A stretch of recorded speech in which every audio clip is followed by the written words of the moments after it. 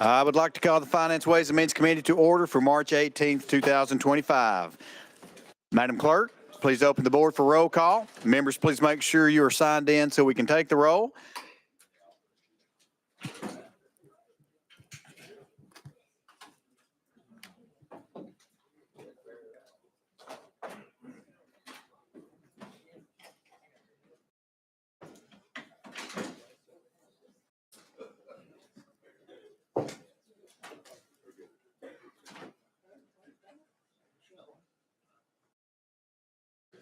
We need one more.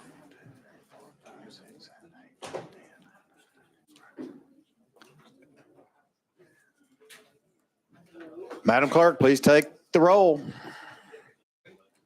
Mr. Chairman, you have 18 members present. You have a quorum. All right, thank you very much. Members, are there any personal orders or announcements? Chairman Grills, you're recognized. Thank you, Mr. Chairman. Hey, I want to introduce my mom and dad, Jack and Ann Grills. They come up last night, spend the day with us to make sure that I'm acting right and on my best behavior. They're sitting over here to my right. So anything I've done, it's their fault. Anything I've done good, it's my mom's responsibility, to her credit. So.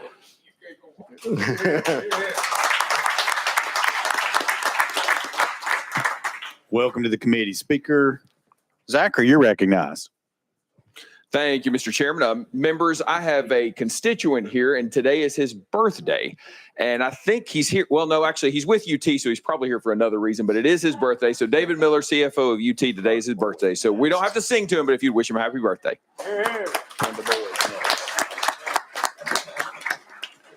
Chairman Boyd, you're recognized.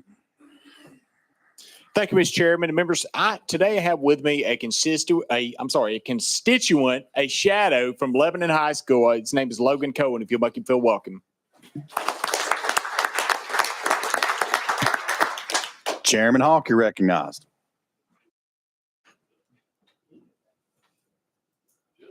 Looking at it like a snake here.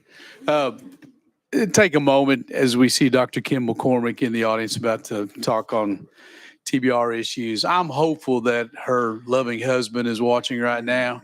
Gerald McCormick has been one of our best friends in the world, and Gerald's in our hearts and minds on a daily basis, if not several times a day. We love Gerald McCormick, and just want to let you know that, Kim. You share that with him, and hope he's watching. And Gerald, you owe me one. Take care. Thank you.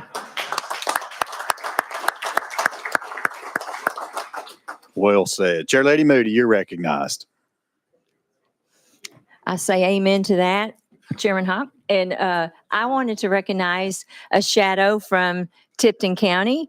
Would Clara Beth please stand up and let us clap for you being here with us? She's been with me for 2 days, so thank you for being here. Any other personal orders? All right, hearing none and seeing none, today our calendar includes a total of 7 bills, followed by the higher education budget hearings, and we are going to take up the bills first. So without further ado, we're going to start with item number 1. Item number 1 is going to be House Bill 421 by Speaker Pro Tem Marsh. You have a motion and a second, and Speaker Marsh, you are recognized on House Bill 421. You have a motion, second, you're recognized. Thank you, Mr. Chairman. Currently, utility officials are required to get 12 hours of continuing education in the first year of serving on the utility board, and an additional 12 within the next 3 years. What we're doing today is reducing that additional 12 down to 6 for the next 3 years. So instead of the first 3 years after the first one, instead of getting 12 hours, we'll go down to 6. And also it has a provision in here if a commissioner is kicked off of the board because of the continuing education not being done. Presently, they have no way to get back on ever. Now we have a provision that they take this continuing education and the board approves it. They've got a way to get back on the board. With that, I'll take any questions. All right, thank you, Speaker Marsh. You've heard the description of House Bill 421. Any discussion? Hearing none and seeing none, are we ready to vote? Madam Clerk, please open the board. If you're in favor of House Bill 421, moving on to calendar and rules, please vote aye. If you are opposed, please vote no. Has everyone voted? Would anyone like to change their vote? Hearing none and seeing none, Madam Clerk, please take the vote. Mr. Chairman, you have 22 ayes, 0 nos. The ayes do have it. House Bill 421 moves on to calendar and rules. Thank you. Thank you. That brings us to item number 2. Item number 2 on our calendar is going to be House Bill 125 by Chairman Haston. You have a motion to second. Sir, you're recognized for a description. Thank you, Mr. Chairman. This bill simply decreases a local match requirement for at-risk and distressed counties for local parks and recreation grants. With that, I'll be glad to answer any questions. All right. Thank you, Chairman. Members, you've heard the description. Any discussion? House Bill 125. Leader Camper, you're recognized. Thank you, Mr. Chairman. Could you tell us what we loaned it to, Representative? Yeah, Chairman Haston. yes, thank you. Currently, it's 50-50. This would lower it to 75-25, with 25 being the local match. Thank you. Thank you for the bill. All right. Thank you. Further discussion? Hearing none, seeing none. Are you ready to vote? Madam Clerk, please open the board. If you're in favor of House Bill 125, moving on to calendar and rules, please vote aye.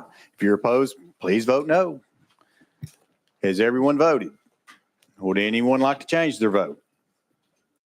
Hearing none, seeing none. Madam Clerk, please take the vote. Mr. Chairman, you have 22 ayes, 0 nos. The ayes do have it. House Bill 125 moves on to calendar and rules. Thank you, Chairman Committee. All right, that brings us to item number 3 on our calendars, House Bill 117. Without objection, rolled 1 week. Brings us to item number 4 on our calendar. Item number 4 on our calendar is going to be House Bill 824 by Representative Freeman. You have a motion and a second. You're recognized, sir. Thank you, Chairman. I'm going to do it from my seat if that's okay with the committee. Absolutely. Thank you. House Bill 824 is an extension of the Event Marketing Fund, getting 50 cents of hotel motel tax fee that will go to advertise and try to get new events to our city. It could be used and will be used to recruit a Super Bowl, events that it's brought in the past as a Music City Bowl, Music City Grand Prix, CMA Fest, NHL All-Star Game, NFL Draft, July 4th, Let Freedom Sing, New Year's Eve Live, and the Nashville TV show. And with that, stand ready to answer your questions. All right. Thank you very much, members. You've heard the description of House Bill 824. Any discussion? Question's been called. Objection. Well, we do have someone on the list. I'm sorry. Chairman Williams, you're recognized. Thank you, Representative Freeman. Thank you, committee members, for allowing me to ask a question. It looks like that this has an end date of FY 31-32. Is that correct? Chairman Freeman.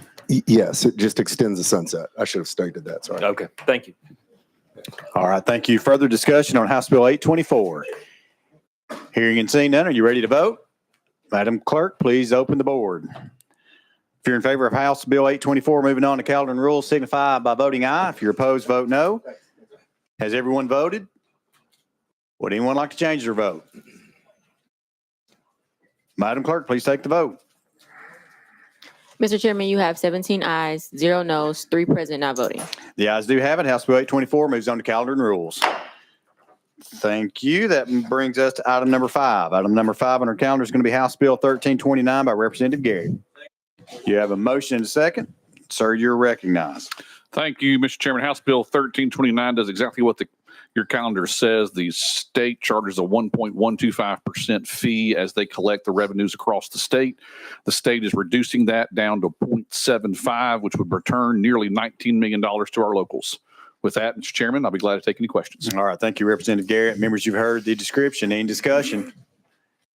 Seeing none and hearing none, are we ready to vote? Madam Clerk, please open the board. If you're in favor of House Bill 1329, moving on to calendar and rules, please signify by voting aye. If you're opposed, please vote no. Has everyone voted? Would anyone like to change their vote? Hearing none, Madam Clerk, please take the vote. Mr. Chairman, you have 21 ayes, 0 nos. The ayes do have it. House Bill 1329 moves on to calendar and rules. Brings us to item number 6, also by Representative Garrett, House Bill 1337. You have a motion and a second. You are recognized. Thank you, Mr. Chairman. House Bill 1337 is where we have, if you've got a nonprofit in your district that wants to do a raffle and they miss the deadline, this will open up the deadline once it's signed by the governor for 5 days so they can actually hold their charitable organization. Your districts can hold that raffle. So with that, Mr. Chairman, I'd be glad to take any questions. All right. Thank you, Representative Garrett. Members, you've heard the description, House Bill 1337. Any discussion? Hearing none and seeing none, are you ready to vote? Madam Clerk, please open the board. If you're in favor of House Bill 1337, moving on to calendar and rules, signify by voting aye. If you're opposed, please vote no. Has everyone voted? Would anyone like to change your vote? Madam Clerk, please take the vote. Mr. Chairman, you have 21 ayes, 0 nos. The ayes do have it. House Bill 1337 moves on to calendar and rules. Brings us to item number 7. Item number 7 on our calendar is going to be House Bill 635 by Chairman Williams. You have a motion to second. And Chairman, I believe you have an amendment drafting code 003883. Is that correct? Yes, sir. We have a motion to second on the amendment. Would you like to describe the amendment? Would you like to get the amendment on the bill and describe it as a whole? Please attach. All right. Any discussion on the amendment? Hearing none and seeing none, we're now voting on amendment drafting code 003883 on to House Bill 635. All those in favor signify by saying aye. Aye. All those opposed, no. The ayes do have it. We're back on the bill as amended. Chairman Williams, you're recognized. Thank you, Chairman Hicks. This bill as amended changes the way we do tax credits. In some instances, tax credits that a company has acquired that go unused become a liability on their books. That liability winds up holding down the company's value. In some cases, it may be worth more to a company to pay more taxes than are due and utilize those tax credits than it would be to pay less taxes in general because of the value of their business. This bill allows taxpayers the option to increase their Tennessee excise tax liability in order to utilize additional credits that may otherwise go unused. With that, Chairman and members, I'm happy to answer any easy questions. All right. Thank you, Chairman Williams, for this description. Members, any discussion on House Bill 635? Hearing none and seeing none, are you ready to vote? Madam Clerk, please open the board. We're now voting on all those in favor of House Bill 635. Moving on to calendar and rules, please vote aye. All those opposed, please vote no. Has everyone voted? Would anyone like to change their vote? Seeing none, Madam Clerk, please take the vote. Mr. Chairman, you have 23 ayes, 0 nos. The ayes do have it. House Bill 635 moves on to calendar and rules. All right, we will now move on, members, to the higher education hearings, beginning with the Tennessee Higher Education Commission.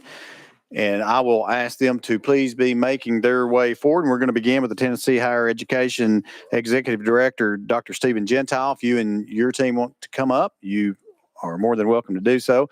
Before we do, I do have a quick personal order that I want to recognize some folks. Again, from back home, I'm going to ask the Leroy family, would they please stand up? Josh, Jessica, and Austin, would y'all please stand up? Would you please make them feel welcome?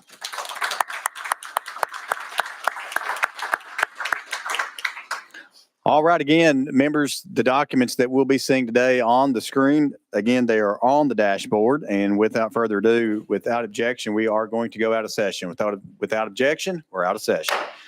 All right.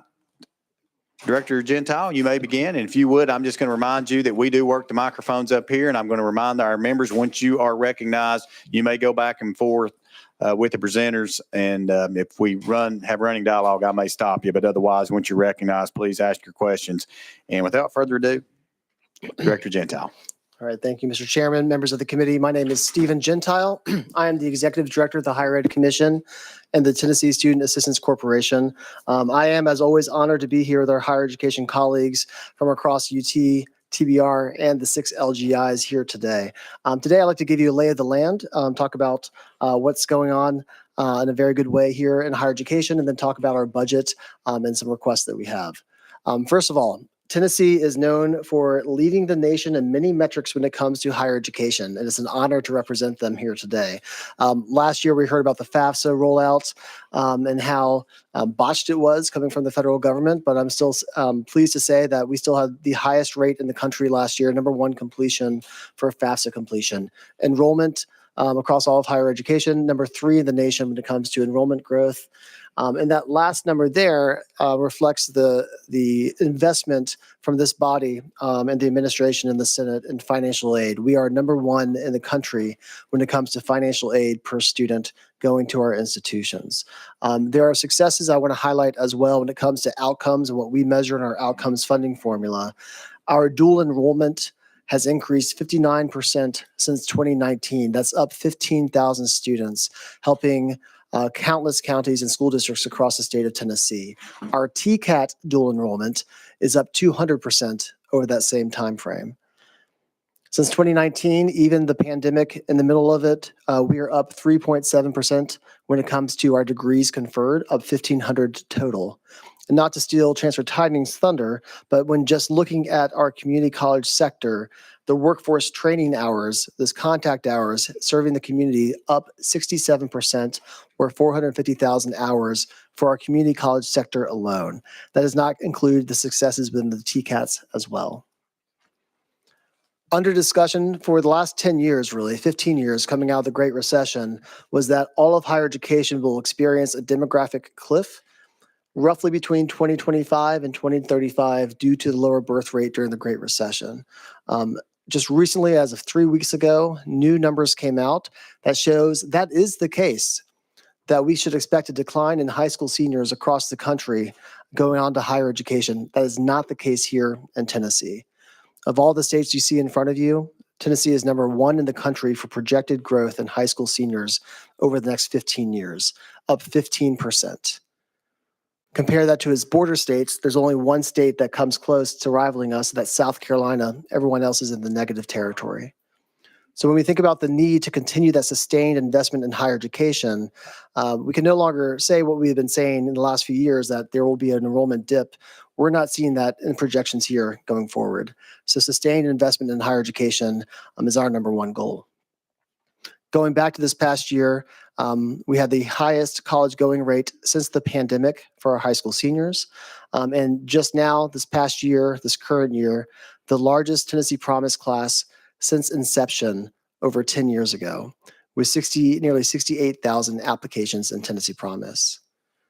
Fast forward a slide here. Again, that's reflective of the great financial aid that we have in the state, over $600 million going to our students for Tennessee Promise, Reconnect, dual enrollment, and Hope scholarships.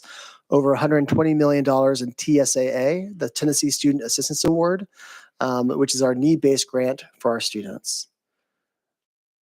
The state has put forward an investment that solidifies and recognizes that higher education will help move a community, and we see that here in this investment.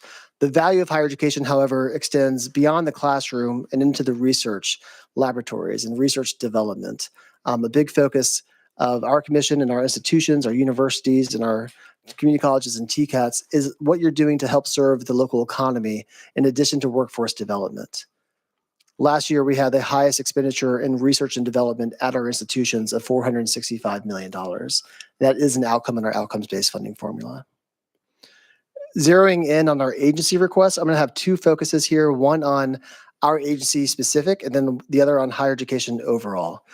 For our agency specific, I want to focus on Advise TN. Advise TN is that top left request you see of $1.3 million in recurring financial aid. Advise TN is a program that's been in place now for about 9 years, which puts in underserved communities, communities with low college going rates, embedded high school counselors. We just had research come out this past year that shows the success of this program in boosting enrollment by upwards of 10% for students going on to college. If you look across the state of Tennessee, those red dots up in front of you, those are high schools and communities that have below college going rates and do not have counselors embedded in them to help students find the way to college. Right now, our recurring balance for Advise TN is capped at about $2.2 million. And we are in the need of having to right-size that if not given additional investment.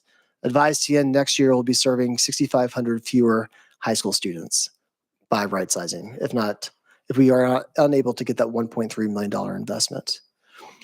Switching over to higher education institutions specifically, on outcomes-based funding formula, we're grateful for the $17 million that we received.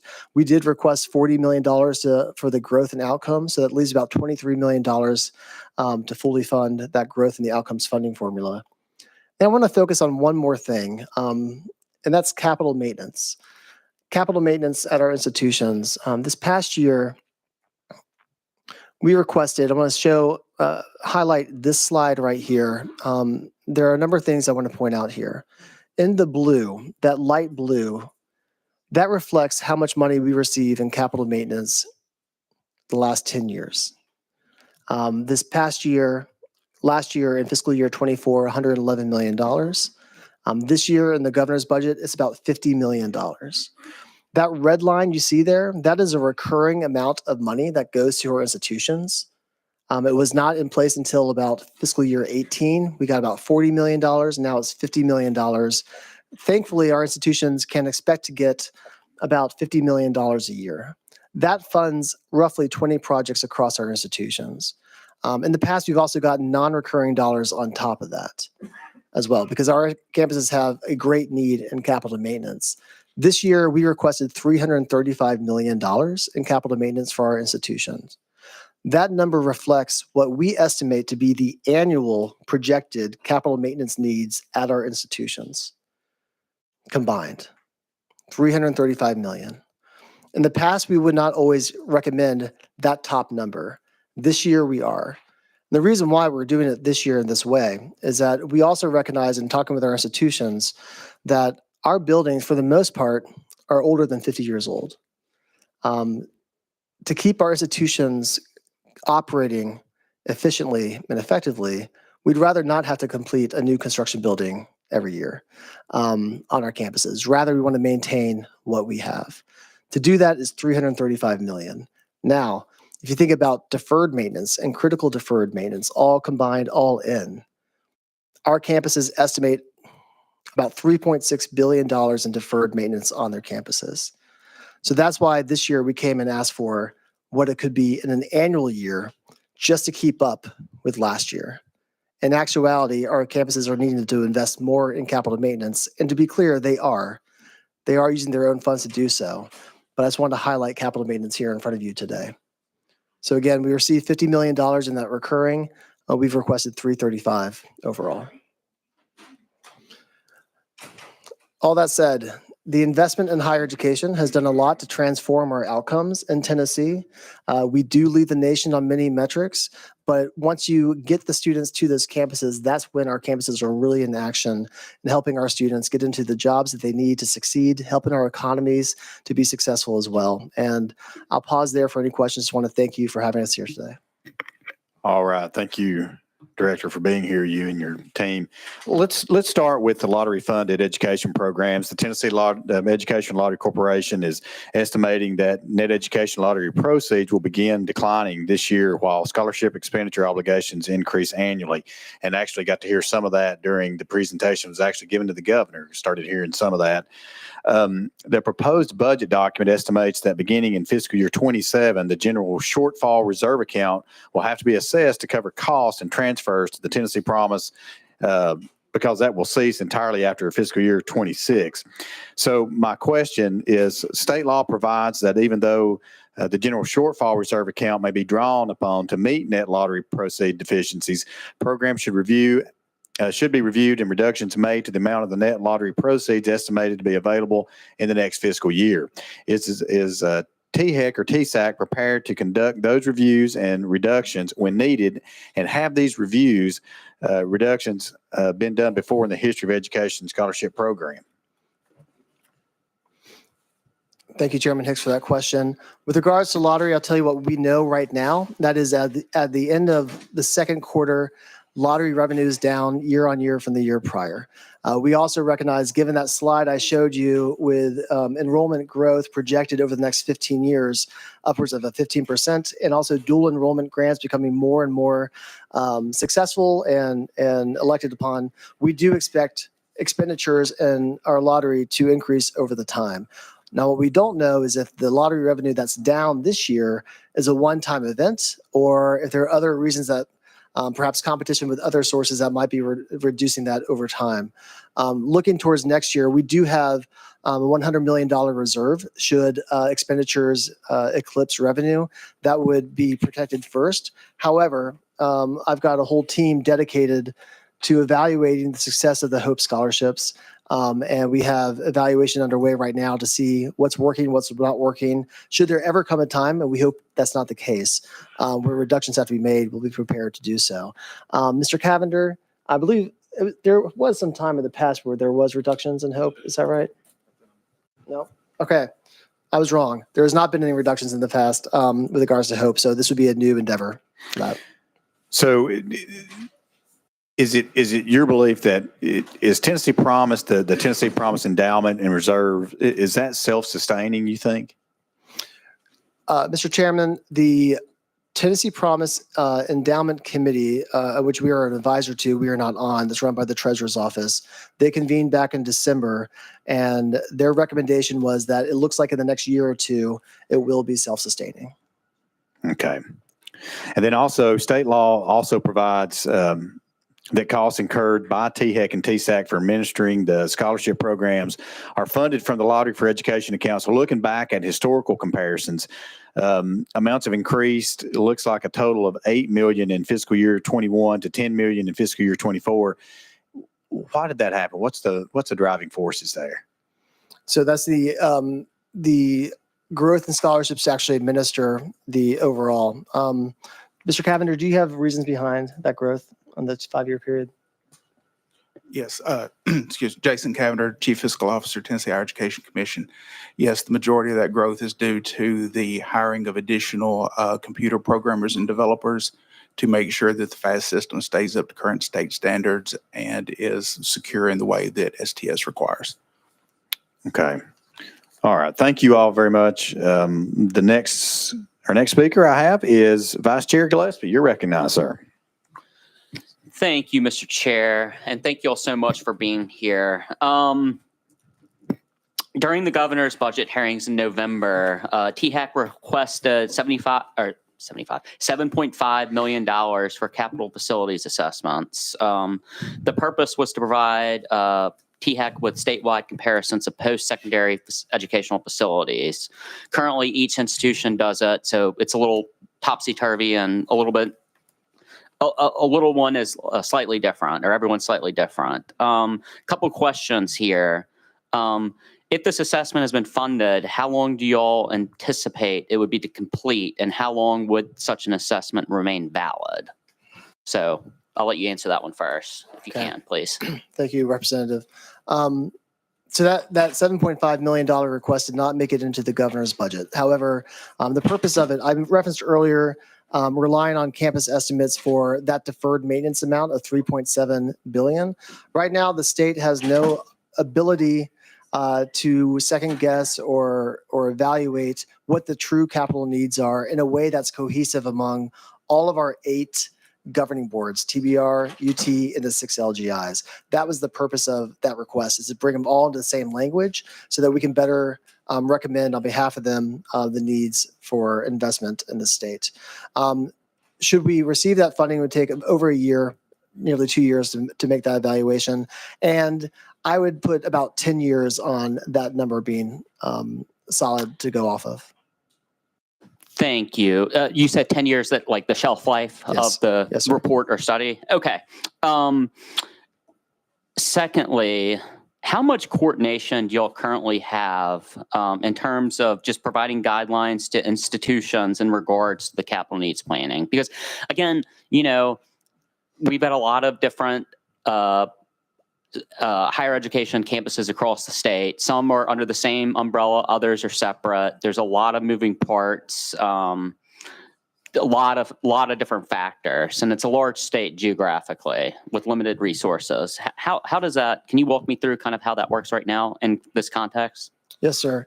I'll focus on 2 areas specifically. One is in the annual gathering of collection of data from our institutions and information with regards to their capital needs. We have a set form that we use to assess whether a campus is shovel-ready, ready to move forward.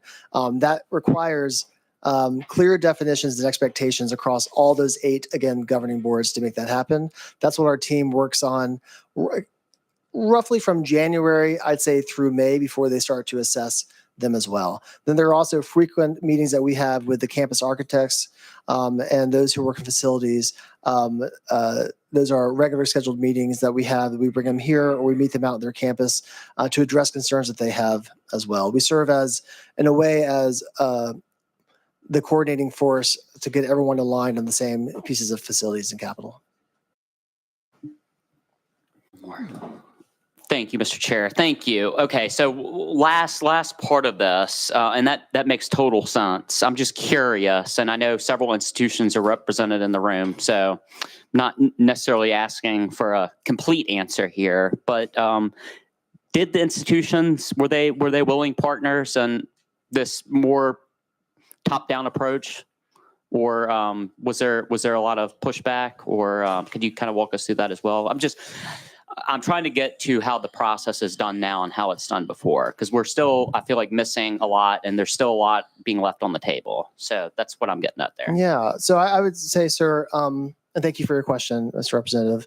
I would say that there has been a shift in how our coordination across a number of items have worked since the LGIs, locally governed institutions, became their own institutions out from under Tennessee Board of Regents.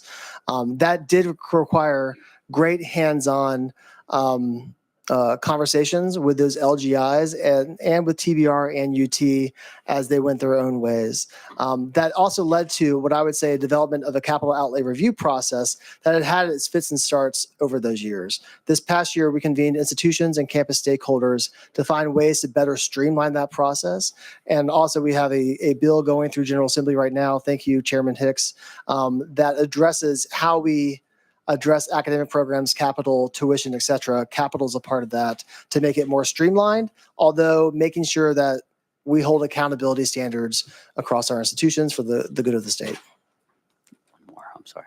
Thank you, Mr. Chairman. And we can follow up more on this offline. If you wouldn't mind, Dr. Gentile, if you could just reach out to my office, because I'd love to explore, especially the last part that you just touched on. Absolutely. In a lot more detail. Thank you. Thank you. All right. Thank you, Chairman Gillespie. Next on the list is Chairman Williams. Chairman Williams, you're recognized. Thank you. Thank you for being here today. Thank you, Chairman. Rural healthcare pathways. Last year, we received the second round of funding, I think $12.7 million. Could you tell me a little bit, that's utilizing shared savings over the next 3 more years. Could you share with us how that money is being utilized and how much of it you've utilized in this fiscal year so far? Yes, sir. Thank you for that question. The Rural Health Task Force money is in coordination with other agencies. Health comes to mind, and labor, workforce and development, utilizing TennCare funding. How we're utilizing it in THEC is very much in the same model as the GIVE Act, the Governor's Investment in Vocational Education. We put out an RFP in December, received applications at the end of January, and are currently reviewing to be able to distribute all of those funding to institutions based on their ability to construct rural health care access points with industry and their communities. So the process is the funding became available on July 1st. It's $12.7 million new dollars. We've yet to deploy any of that because has there any of that money been committed at all? Of that $12.7 million, no, sir. We coordinated early on with health and labor and aligned our release of the RFP in conjunction with them. Okay.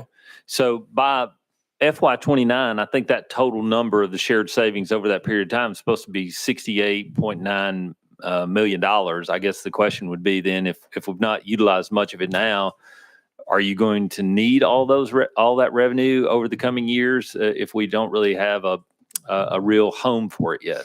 Sir, the plan is for this RFP process right now to be that year one of multi-years for those institutions as grant winners.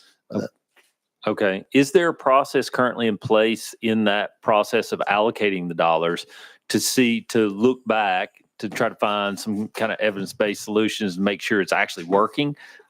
Mainly because, we joke around here, there's never been a pilot program that didn't work.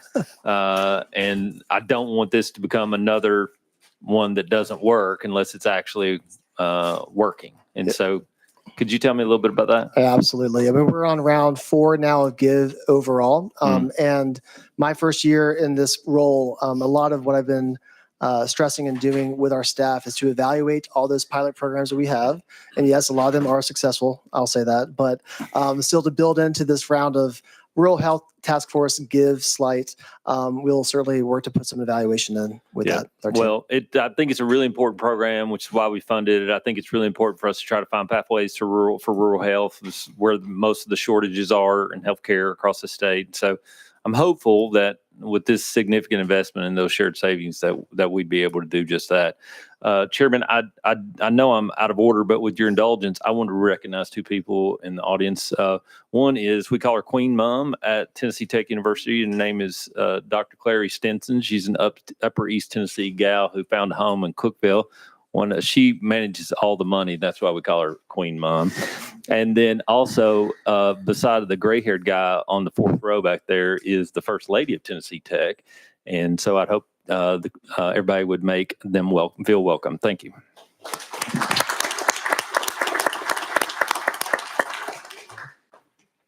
All right. Thank you, Chairman. Next on the list, Leader Camper, you're recognized.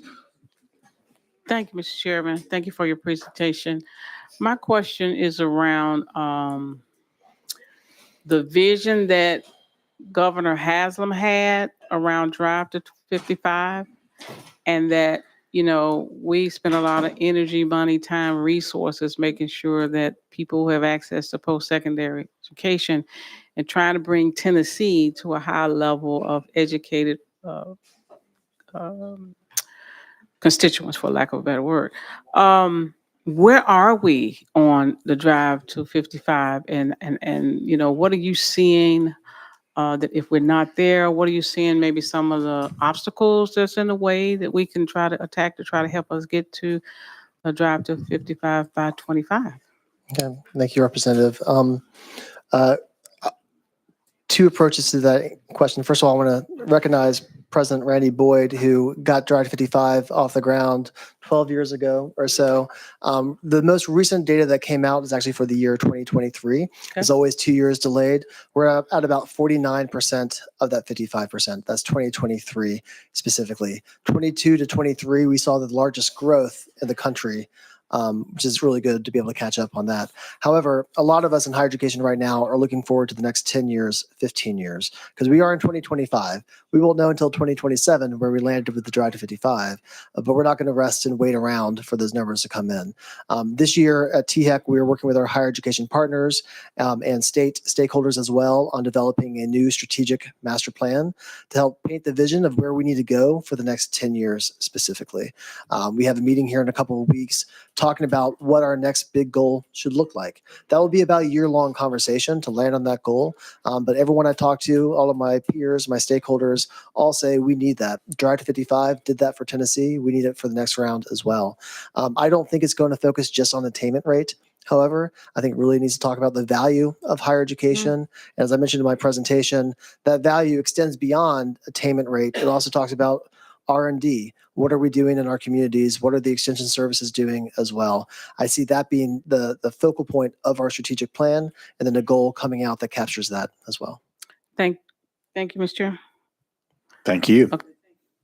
Oh, you still got another one? Go ahead. Well, yeah, I did have another question, but I just wanted to thank you and Dr. Board for all the work you all did do around it. I think it has made great impact on our state. And I'm hoping that with the trends you saw, that in 2 years, when we do look at the numbers, we did it, in fact, attain it, or we're just maybe right there, or maybe even better than you know what we thought it would be. So I appreciate all the hard work and everything you've been doing around that. Thank you, Mr. Chairman. Thank you. All right. Thank you, Leader Camper. Next on the list going to be Representative Miller. Representative Miller, you're recognized. Thank you, Mr. Chairman, and thank you all. I want to go through at least 3 slides, 411, 711, 811.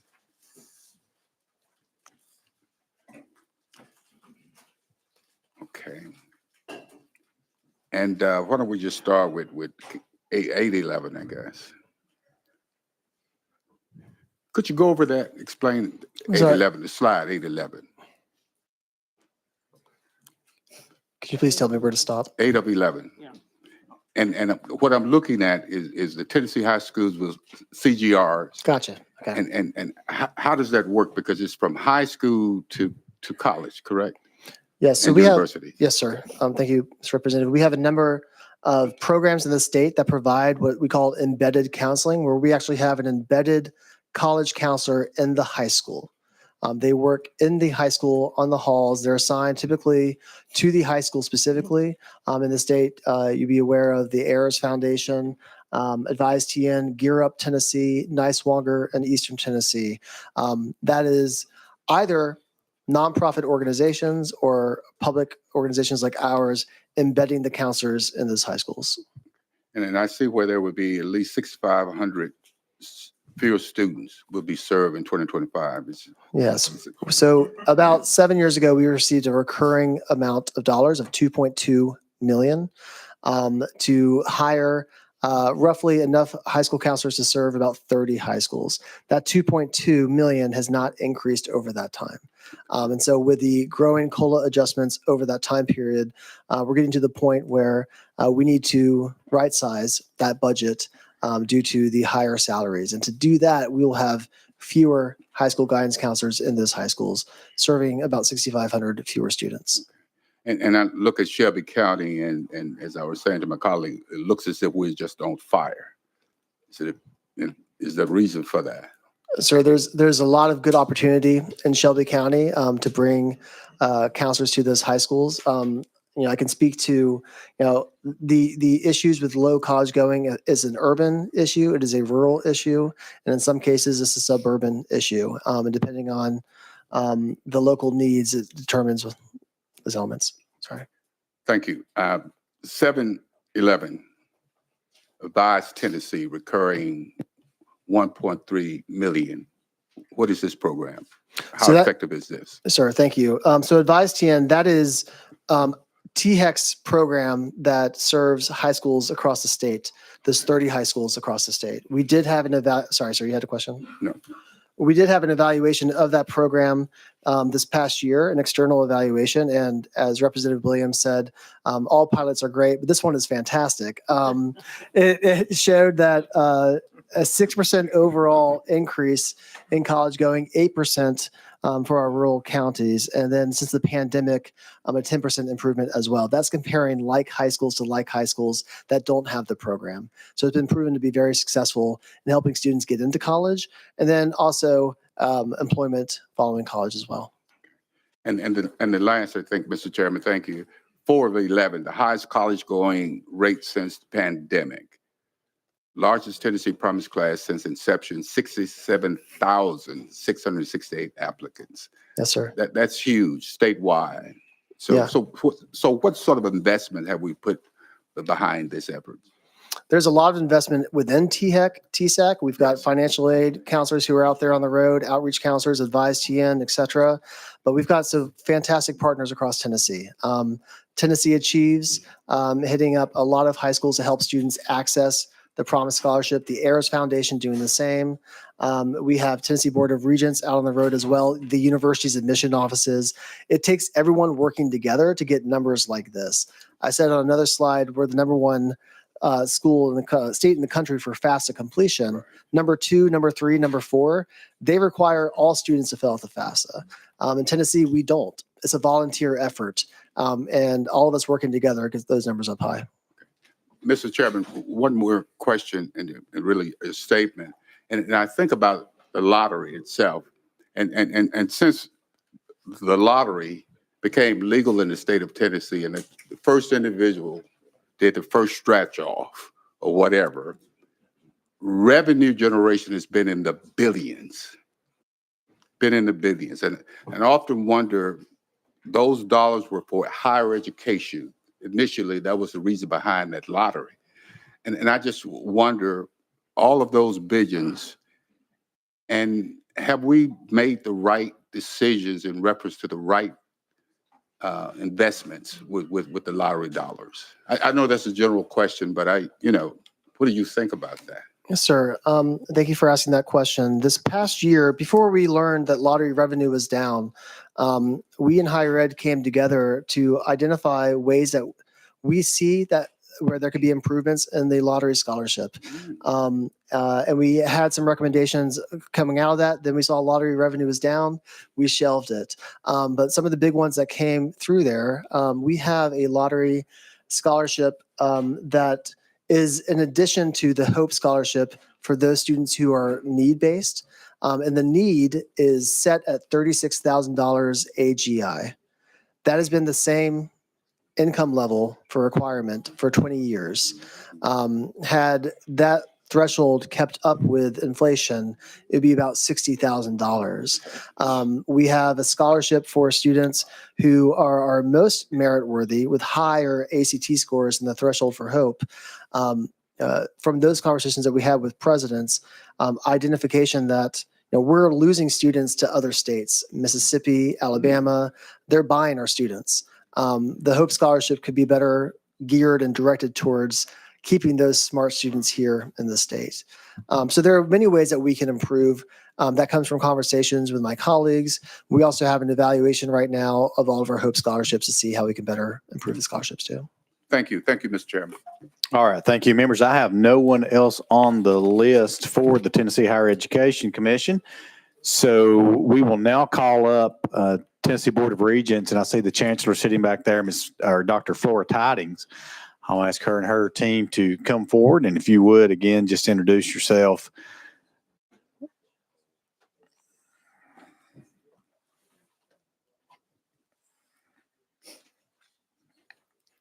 Thank you for being here. For the Tennessee Board of Regents, thank you for allowing us to be here this afternoon. I have with me today our Vice Chancellor, Dr. Elisa Fox, for Business and Finance, in case there are any tough finance questions that you ask me today. I do want to reiterate just a little bit of what you've already heard from THEC, the enrollment increases for TBR. We had a 7% overall increase from last year. That was 4% at our community colleges and 20% at our TCATs.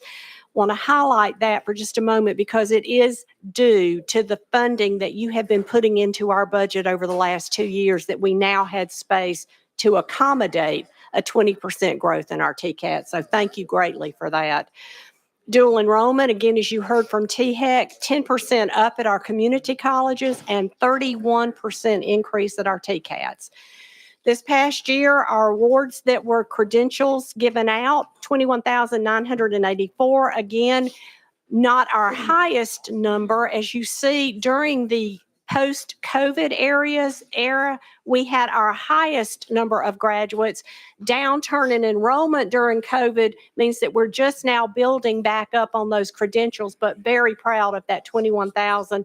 We are back at pre-COVID numbers. Workforce and career, again, this past year, 1,403,650 workforce training hours for the Tennessee Board of Regents.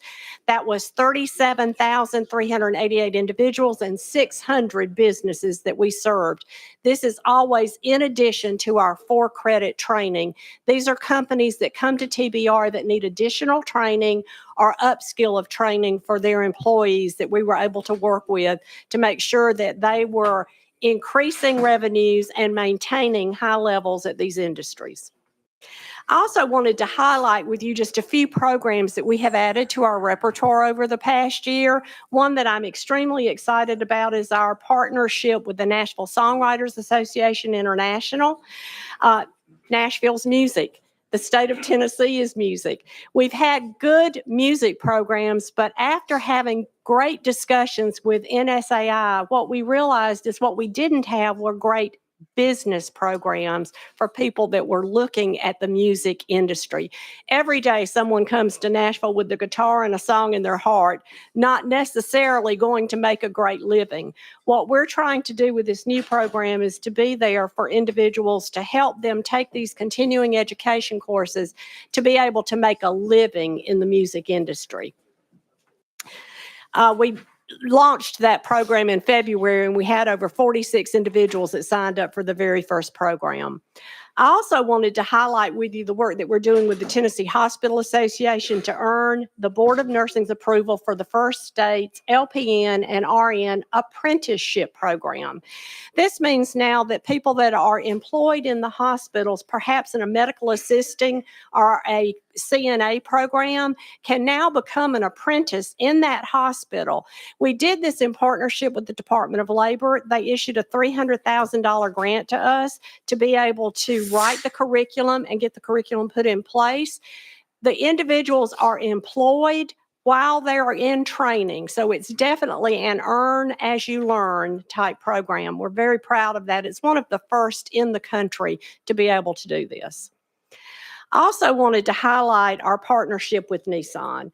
Many of you know we've had a great relationship with Nissan for a number of years, ever since they first came to the state of Tennessee. But this year we took that partnership to a new high. Beginning this last year, Nissan stepped up to the plate and is now providing instructors for our technical colleges at McMinnville, Murfreesboro, and Shelbyville. They are paying the salary of those instructors, and the quality of their qualifications is at its highest level. We rewrote the curriculum to make sure that we were again at the highest standard possible, not just for Nissan, but for any manufacturing company that is now within the state of Tennessee. And Nissan jokes that their new now path to retirement is through TBR. You have to teach before you can retire. I want to talk just a second about TBR's budget proposals. You've heard those talked about. Very proud of the fact that right now we do have Nashville Sumner County Campus Edition. Thank you very much. In the budget at $45 million, this is our Portland campus that we will be expanding, desperately needed. $20 million for the Memphis Aviation Campus replacement. Again, I will like to state that that is actually $21.3 million short at the moment. We are hoping that we'll be able to recover and get the rest of that in. The reason we are having to do this replacement of the Memphis Aviation Campus is their airport authority came to us. They need the piece of property that we are currently sitting on.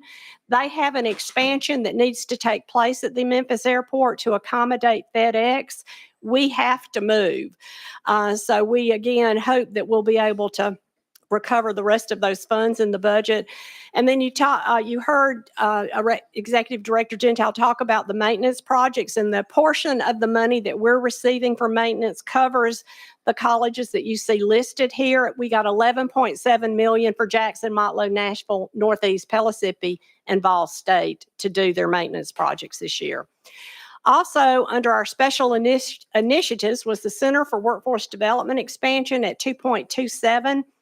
This is so we can continue to serve the companies across the state of Tennessee. I've already told you that we conducted over 1 million hours worth of training over this last year, but there is still so much more that needs to be done with our existing industry. And we also want to hold a campaign to recruit students into very specific, high-need, high-demand industries, much as you allowed us to do with our truck driving program, that we were very specific, and we were able to increase 30% the number of people that were going into our truck driving as a result of that targeted approach to recruitment. Common App, 1.8 million reoccurring, 200 non-reoccurring, so that we are linking the Common App to our CRM, our customer relationship manager, to streamline the process for students as they are applying to our colleges. The process that we've been working with is outdated, and we need greatly to update this across all 13 of our community colleges. We were able to do that with our technical colleges over the last year and pull all of that processing into the central office. We need to streamline what's happening at our community colleges. The $1.5 billion TCAP master plan that you funded over the last 2 years, I would not be able to leave here today if I did not give you an update on where we are. On time, on budget, and I want to run through the pictures of the buildings. They have all been designed. We have now broken ground on all 37 of the projects. I want to show the pictures of every single one of them. And the one thing I'd like you to bear in mind as you're looking at these is that every one of them were designed with the future in mind. We are going to be using them in the present, but we also designed them understanding that the needs of industry, the needs of our state will continue to change. And in 60 years, I don't want the chancellor to be sitting here and saying that former chancellor really messed up when she designed these buildings. I want them to say, how smart were they that they designed for the future? I'm going to run through them real quick. Construction at Bedford County Higher Ed Center. This is the actual rendering of each of these projects. TCAT Chattanooga, TCAT Jacksboro, TCAT Livingston, TCAT Elizabethton in Northeast State, the Carter County Higher Ed Center, TCAT Knoxville, TCAT Crump, the Parsons campus expansion, which was also partially funded with some money from the Ayers Foundation, TCAT Athens and the new Polk County campus, Run State, TCAT Oneida and the Fentress County Higher Education Center, Columbia State, TCAT Nashville, TCAT Nashville. The White Bridge Road campus is never going to look like it does right now. It's going to be absolutely incredible, those of you that ride by there.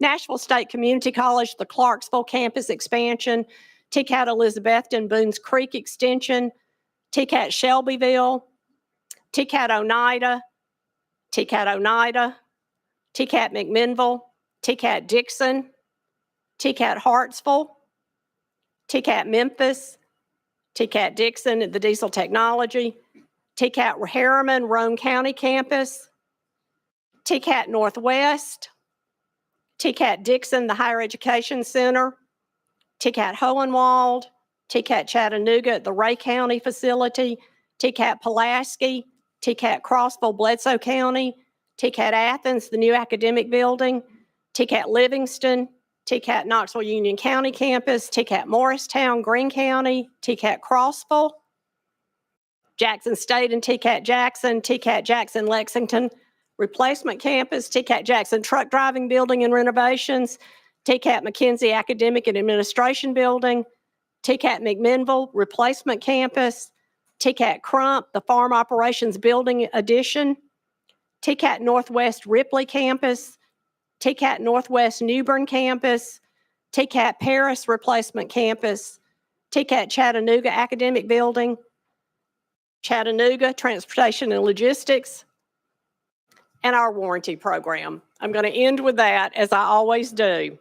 If you will recall, if within graduation from 1 year, a student has an employer that says this student cannot do the skills for which you say you've trained them, we will take them back and retrain them for free. To date, 88,221 have been issued, and we're still at 0 claims.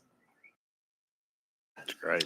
We do power Tennessee, and we thank you for your help and your support. Not only have we powered it, but we are changing the face of it with these buildings. Thank you. All right. Thank you, Chancellor Titans. All right. We do have several folks on the list up here for some additional questions. And let's begin with Chairman Vaughn. We'll begin with you.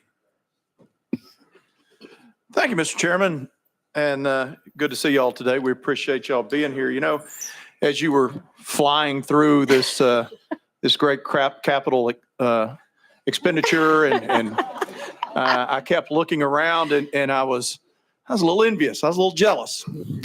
I was a little jealous because I didn't see TCAT Collierville there, but at the same time, though, I do know that's because y'all are embedded in Collierville High School, and that facility was provided for y'all for dual enrollment credit. If you don't mind, share with my colleagues that sometimes if you Muhammad has to come to the mountain, or either the mountain goes back to Muhammad, whichever way the expression goes. But could you share with them kind of that relationship that our local LEA has enjoyed with you? Absolutely, and it is one of the best relationships across the state, well, actually across the country.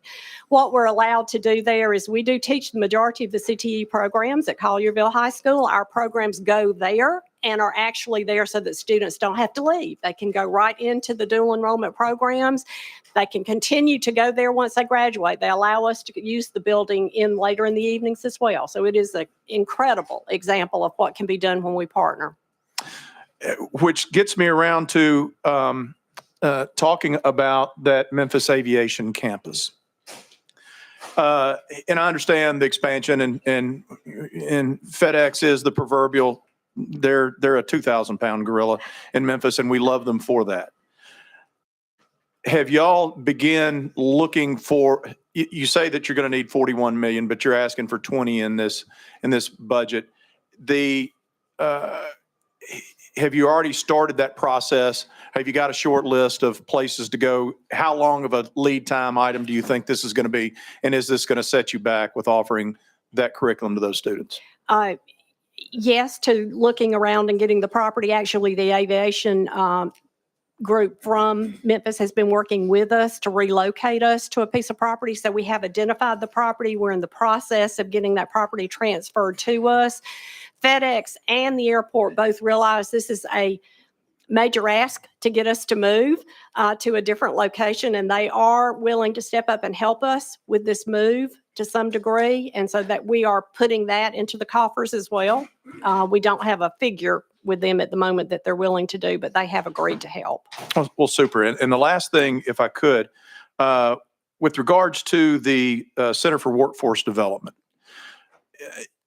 I think we're asking for 2.3 million in recurring. What does that money go for exactly? How is that dispensed with regards to helping support y'all in that initiative? There's a multitude of things that we'll need to spend that money on. Most of it is going to be in hiring personnel to do the training for the individuals, because we hire people in on contract to do that for our companies, business and industry. They pay us, and then we hire people in to do that, but we also need to hire people to manage that process across the state.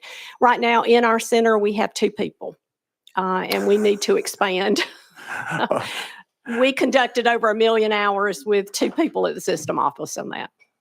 Wow, that's pretty talented. Okay, well, thank you so much, and we appreciate you being here. It's fun hearing about the good things you've got going. Thank you. All right, thank you, Chairman. Next on the list, let's go to Leader Camper. Leader Camper, you're recognized.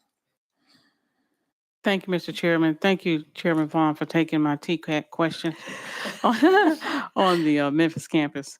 I did have a comment to make about the program on page 8 with the songwriters. Was it Nashville songwriters? Songwriters. Nashville Songwriters, yeah. I'd be interested to come and check that out. I used to have a career in the music business, and one of the things I'm a leather red. That's funny. One of the programs I used to run in my nonprofit was called Music Industry Awareness. And so it was educating people on the business behind the business of the business. And so I'd love to come and see this program because it's very beneficial. You know, we dealt with young people up to age 18, but it was preparing them for not just being an artist or doing all the things you wanted to do, but it taught them all aspects. So they knew what they was getting into and they understood the career that they was trying to embark on. But it also opened them up to other things that they never knew existed. Absolutely. So- you are actually saying the curriculum as you speak. We are so thankful that Bart Herberson, that is the executive Yes. director, is actually teaching the class Great. to begin with. And he has got individuals coming in to lecture Yes. that are well-known music people in the industry. And so the class right now is outstanding. It's just really exciting. And I'd be happy to get the curriculum to you so you could see what was designed. Yeah, thank you. Because we partner with NARIS, with just David Porter, and just people who understood radio, how that works. You know, songwriters talk to them how to structure a song, and it was just a wonderful program. And even the venue, the handling of the venues is venue, included in this. So we're pretty staging, the excited lighting, about it. everything. There's so many careers around that to just make that one artist be that artist, and it just opened their minds to so much. So I appreciate the energy you've given this, and I'd really love to come. You know, maybe just sit in one of the classes and check it out. Absolutely, Tuesday nights. All righty, be at there. Nashville Aloha. State. All right, thank you, Mr. Chairman.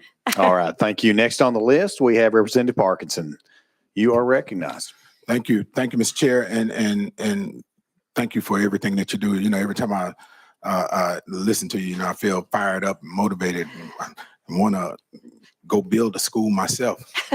But you know, I do have a couple of questions, and if you can't answer these because they're a bit technical, you know, if you can just get back with me on it, I would appreciate it. You know, there's a waiting list for people to get into barbering cosmetology programs at some of our TCATs, and which I think is a great, not a great, but a good problem to have. You know, there's a demand for those occupations, obviously, right? Or there wouldn't be a waiting list. And you know, do you know or do you have an idea what a solution would be for us to alleviate those waiting lists? And even more important question is, what's the attrition rate for those that are on the waiting list that end up not actually coming into the school? And again, thanks to each of you for the amount that you have given us to reduce our waiting list. If you remember 2 years ago when I came in and talked to you, our waiting list was over 11,000 across the board in all areas. We've reduced that down to right around 6,800, which is remarkable in 2 years that I feel like we've been able to do that. I don't have the percentages of those that are just in cosmetology and barbering, but we can look to get that for you. There are people that we do lose as a result of being on the waiting list, but I think that's more from people sign up sometimes and their intent is never to come. They just sort of sign up. So once we work through getting the ones that actually want to be in the program, we turn that over fairly quickly. And cosmetology and barbering are short-term programs, so we're able to cycle much more quickly than a 2-year associate degree program. Yes, ma'am. And just, Mr. Chair, if you don't mind, just quick. Yeah, you're recognized. Okay, thank you. I want to see if I try to ask this the right way. The per pupil fixed cost, for students, and I'm talking about include, space, instructors, and the cost for educating students. Do we have that number, what that number is, or is that something you need to get back with me? I know it's a bit technical, and that's absent, scholarship dollars, because there is a cost associated with educating each student. Am I correct? There is. And Okay. again, it also depends on which program they're in. Right. Some programs are just much more costly to operate than others. Okay. But we can give you some of the figures. We can get back with you and get that information to you on what we have. Yes, ma'am. Okay, and I'm more interested in that for barbering cosmetology program. Okay. Okay. Absolutely. Again, thank you for everything you do. I truly appreciate everything you do. I think you're a perfect fit for really, really helping to drive our certified and other individuals that want to see careers and help to build our workforce. I truly appreciate you. I mean that. Thank you. Thank you, Representative Parkinson. Next on the list, Chairman Grills, you're recognized. Thank you, Mr. Chairman. And I just want to give a shout out to all of the TCATs and what they've done and how the governor has really incentivized and, brought the trades back and made that cool again to actually work with your hands and you'll fix things and just use what God has given you. I love that. I really appreciate that. There in New Bern, we have a really good TCAT. But last week we had a meeting with our local Dyersburg State Community College. And they brought up a statistic they were using, and you may not be the one to answer this, so forgive me if you're not. It may have been the presenter before you, but they brought up a statistic that said that somewhere between 50 and 60% of college freshmen are having to take remedial courses. Is that a real number that you're seeing across the state? That is absolutely a real number. And now there is a bit of an explanation behind why. That does not mean that everybody that is coming out of high school is in that 60%. You have to remember that we're an open access system. We take every single person that walks in the door, which means we have adults that are coming back to us that probably have not seen a math book, some of them in 20 years. They're going to need remediation. The one thing that we do at the community and the technical colleges is that we don't do remediation the way it used to be done. Those of you that are a little bit older may remember when you went to college, if you were listed as remedial, you had to take developmental classes before you could take your program of study. That's not the way we do it anymore. What we do is work with individuals while they're in their program of study to shore up any shortages or developmental needs that they might have. So it's a co-requisite model. So they're taking developmental math while they're taking their skills class. Chairman Grills. Thank you, Mr. Chairman. So do you have the data point that may show us what exactly the number is for kids that are graduating high school and then going right into college, what those remedial numbers would be? We do. We can get the exact numbers for you, but I will tell you that due to the sales program, which we also operate, that they're taking developmental while still in high school, that number that comes out directly from high school going into our colleges is much lower than that 60% because most of them have already taken their developmental by the time they get to us. If you just get that number to Yes, sir. Chairman Hicks, he can disseminate that to the rest of us. Thank you so much. And I really, Absolutely. once again, the TCATs, it's amazing what they've done to strengthen rural Tennessee. And the communities that were once driving up are now they're having a reason to stay there and develop families and build families and lives. And I really appreciate those efforts. All right. Thank you, Chairman Grills. I have no one else on the list for the Tennessee Board of Regents. So we will transition over to the University of Tennessee and Mr. Randy Boyd, the president there.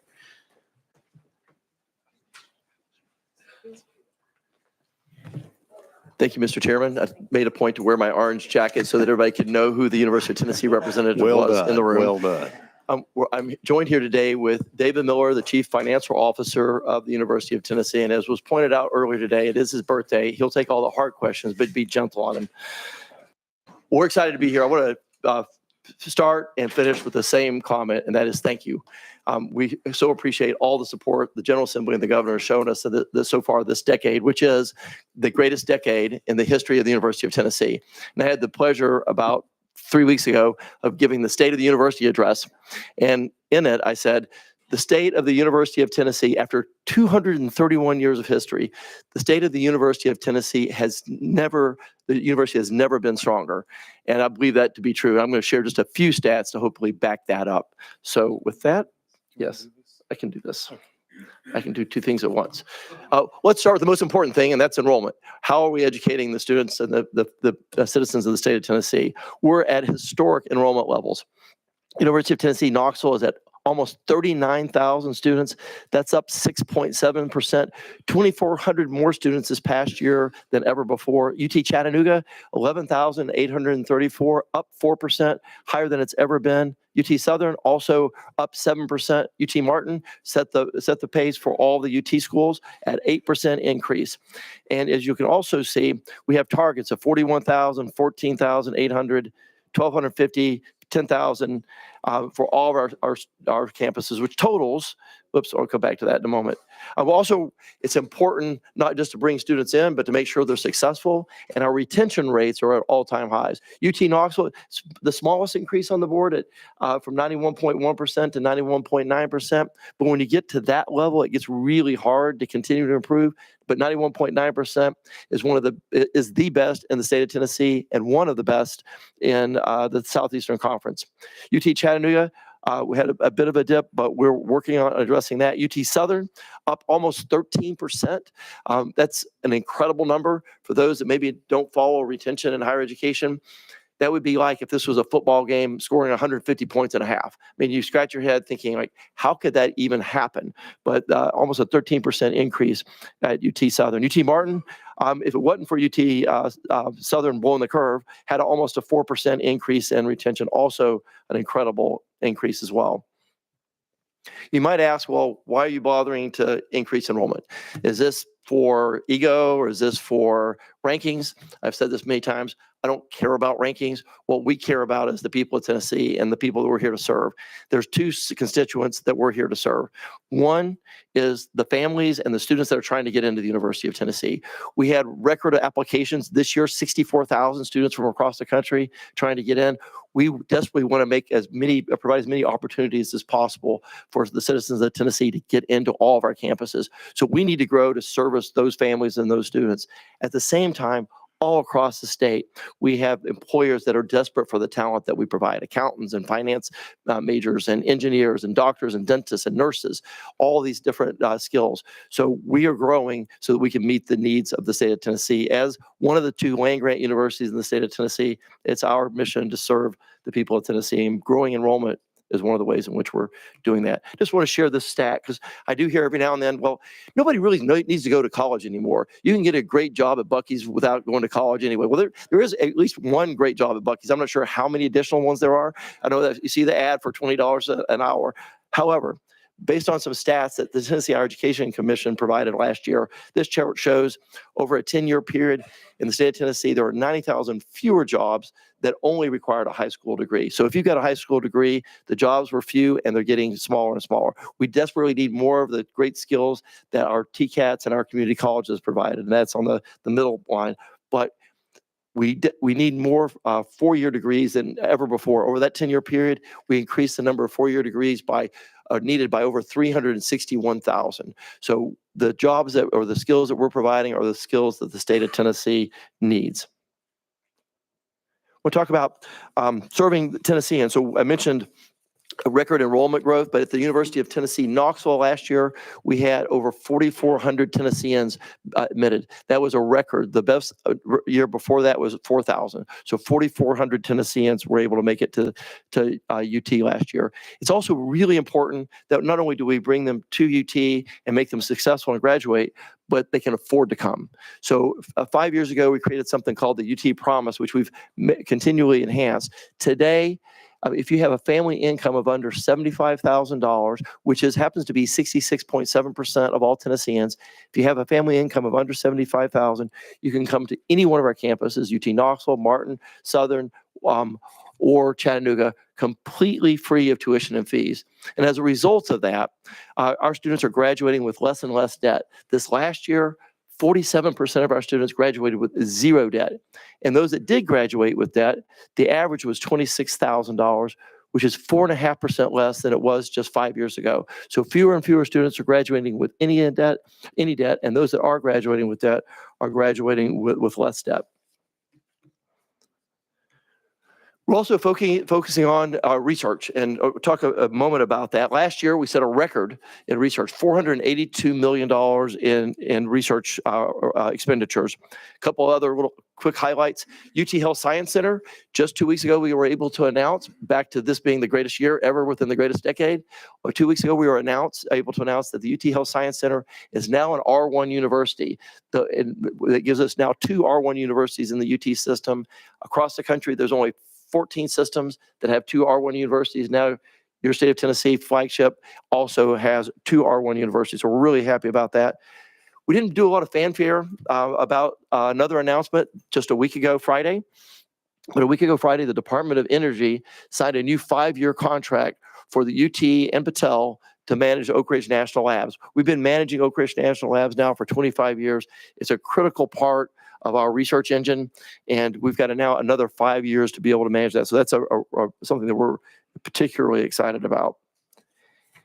And lastly, I would fail to mention, but we're proud that we have the number 5 basketball team in the country and the number 1 baseball team in the country. And I'm not going to look over my shoulder, but there's a friend of mine named Brian Nolan, whose team plays our baseball team today. We've got 20 wins in a row.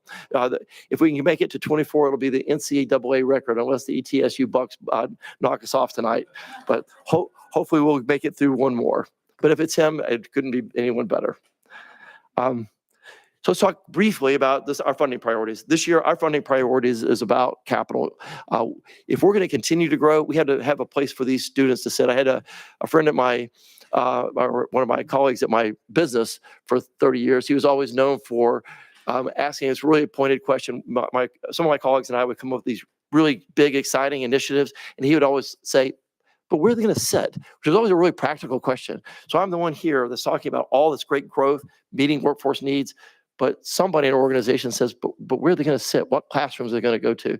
Where are they going to be able to get this, do their lab work? We have to continue to invest in our facilities. This year, we're so thankful that the governor has proposed $165.2 million for a new chemistry building. I don't think there's anybody in the room that hasn't heard us advocate for a new chemistry building for the last 3 years. We're very thankful for that. And at UT Martin, the governor's proposed $57.5 million for a new business building. So again, very, very thankful for those 2 proposals, and we would appreciate your support on those. I'm going to be consistent with my colleagues around capital maintenance. We're thankful. I want to make sure say that we're thankful that the governor's included what results in $18.3 million toward capital maintenance. However, you knew that however was coming. However, our total backlog in capital maintenance is about $930 million. At $18.3 million, it's going to be hard for us to ever catch up. And I don't need to even say, but if we don't maintain the buildings we have, they're going to get even more expensive as we defer it.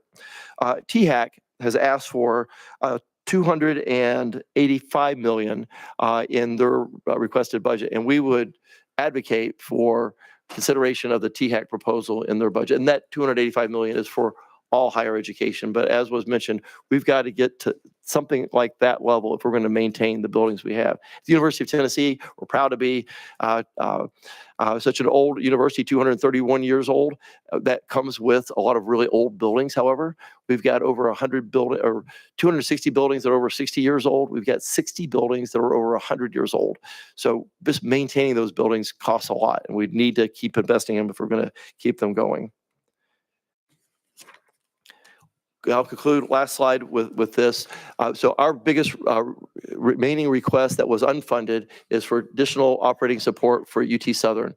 In my 6 years now in this role, if I listed top 3 accomplishments of our team during this period, every top 3 always includes UT Southern, a region of our state that didn't have any public 4-year opportunities. We were able to, with your help, to be able to acquire what was UT or was Martin Methodist and turn it into UT Southern. They provide so much hope and opportunity for that part of our state. The people, if you've been to Giles County, anywhere in southern Middle Tennessee, are so excited about UT Southern, and it's thriving. In the last 3 years, enrollment is up 36%. Here's our problem. When we entered, we took on Martin Methodist and turned it into UT Southern. We agreed for no additional, but not for it to not be part of the funding formula for 5 years. Well, a couple of years from now, a year from now, they'll be coming into the funding formula.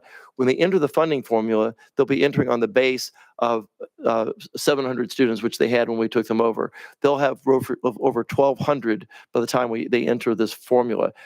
The 1.9 million that we're requesting would bring them up to par with where they should be with the 1,200 students. If we don't provide this additional operating income or revenue or funding this year, and we enter the formula next year, they'll be always behind. They'll never be able to catch up. So this is a one-time opportunity to get them up to where they need to be. And so that's our one additional request.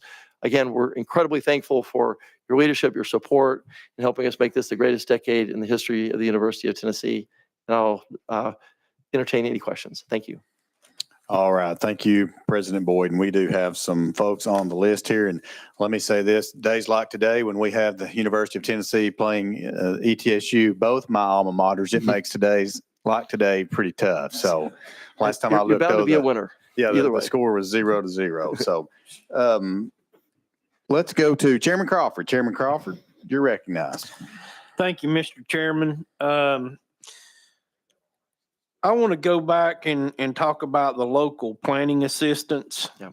The governor's proposed budget includes $2 million of reoccurring funding for the partnership with the Tennessee Development Districts. Can you give us a little bit of detail on the initiative of this and where the money's being used? Yeah, great question. Thank you for that.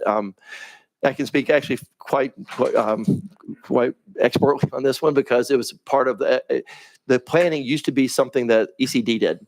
And respect my predecessor, Bill Haggerty, looking to find ways to reduce costs when he entered the state in 2010, decided that the 200 people that the state and through ECD paid for to do planning, thought maybe this is better funded at the county level, logical. And so the state discontinued all planning functions done through ECD and asked the counties to do it themselves. And it worked okay for most of your more wealthy counties.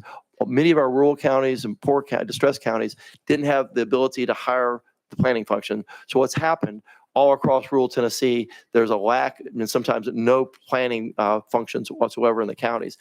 Some of the issues that we have with land loss are a result of the lack of planning. So what this funding will do is provide UT through the Institute of Public Service to be able to provide staff to help these rural communities do that planning for them. And it's very economical for $2 million to cover the entire state in all the rural counties. We think is a good value and it's a good approach. Thank you, sir. Thank you for Mr. asking. Chairman. Thank you. Next on the list, Representative Reeves. You're recognized, sir. Thank you, Mr. Chair. President Boyd, good to see you. Yeah, good to see you. We saw you back in early January when UT and the Baker School hosted new legislators for a conference, and it was great to be out there. And I know that the Institute of American Civics is part of the Baker School. That's right. And I see that the fiscal year 23 to 24, $6 million, 2 million non-recurring actually created the Institute for American Civics. Can you just walk me through real quick, what does that institute do? How many students do you currently have? Okay, the Institute has a cohort of building 100 students a year. So it'll eventually have 400 students working on public policy degrees and eventually masters in public policy degrees.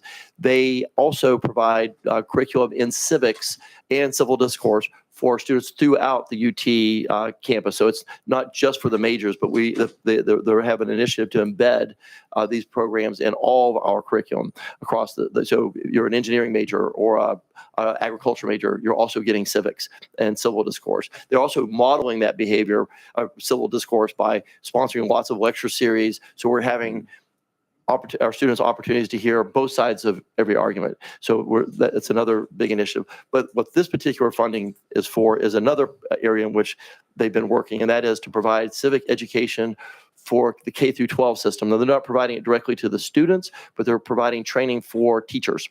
And so for the last couple of summers, we would have high school teachers coming from all across the state for a summer program in which they get civics education. It's not just for geography or history teachers, but English, biology, whatever subject, trying to find ways in which we can embed civics in every program and every curriculum across K through 12. And so what this money is intended, and by the way, this is something the governor proposed to us. It wasn't something we sought, but the idea is for us to expand that civics education to high schools and middle schools all across the state of Tennessee. Thank you very much. And you may have just answered my question, but that's the 1.4 million that's being requested this year. Great. Thank you. Thank you, Mr. Chair. Yes, thank you. All right. Thank you, Representative. Let's see. Next on the list, we'll have Speaker Zachary. You're recognized, sir. Thank you, Mr. Chairman. President Boyd, thank you for being here. Thank you for your leadership. You're truly one of our state's great leaders, so I'm thankful for you. Question, why that slide is up is actually not the question I have, but regarding UT Southern. So enrollment's up 36% since UT's taken over, retention's up 13%. And so it's gone from, did you say 700 students to 1,200 students? Is that about 1,150 now. So, and you've got the funding request in. What happens if you don't get that funding request? How does that impact Southern and Middle Tennessee, where this school has really filled such a need? Well, it'd be tragic. I mean, I don't know how they can continue to grow. Right now, the average faculty member and administrator at UT Southern makes roughly 20% less than at UT Martin, and UT Martin is our second lowest paid faculty and staff.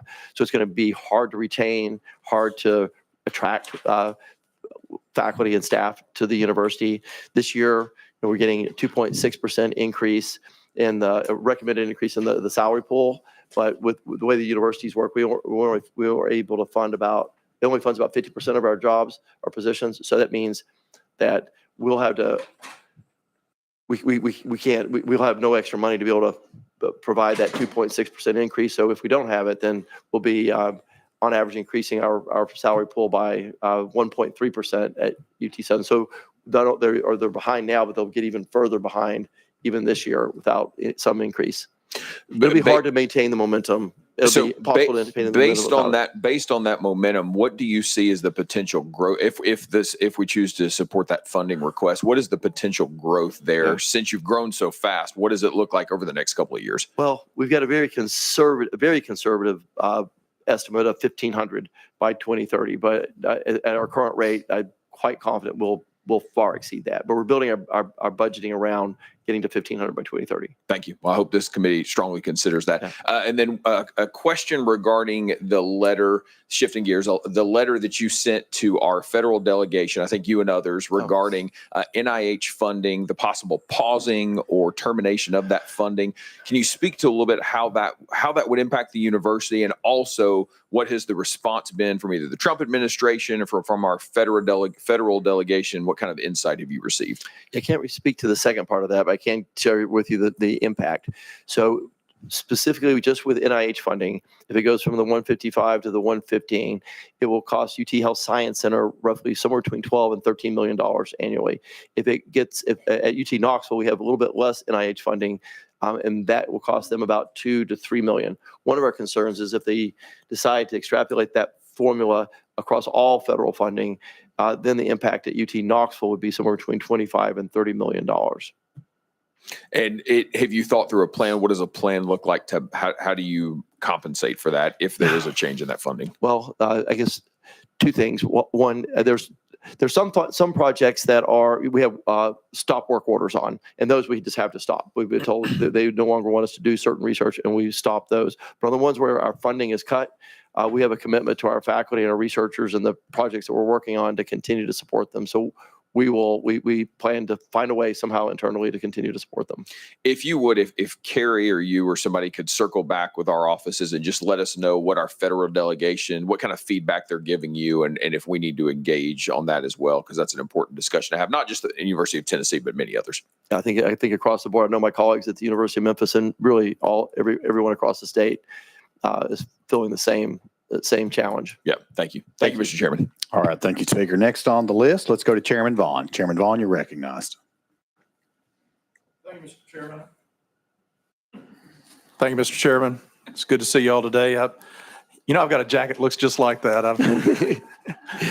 My question is this, because it seems like I'm going to ask a question that I don't know the answer to, which is always a dangerous thing.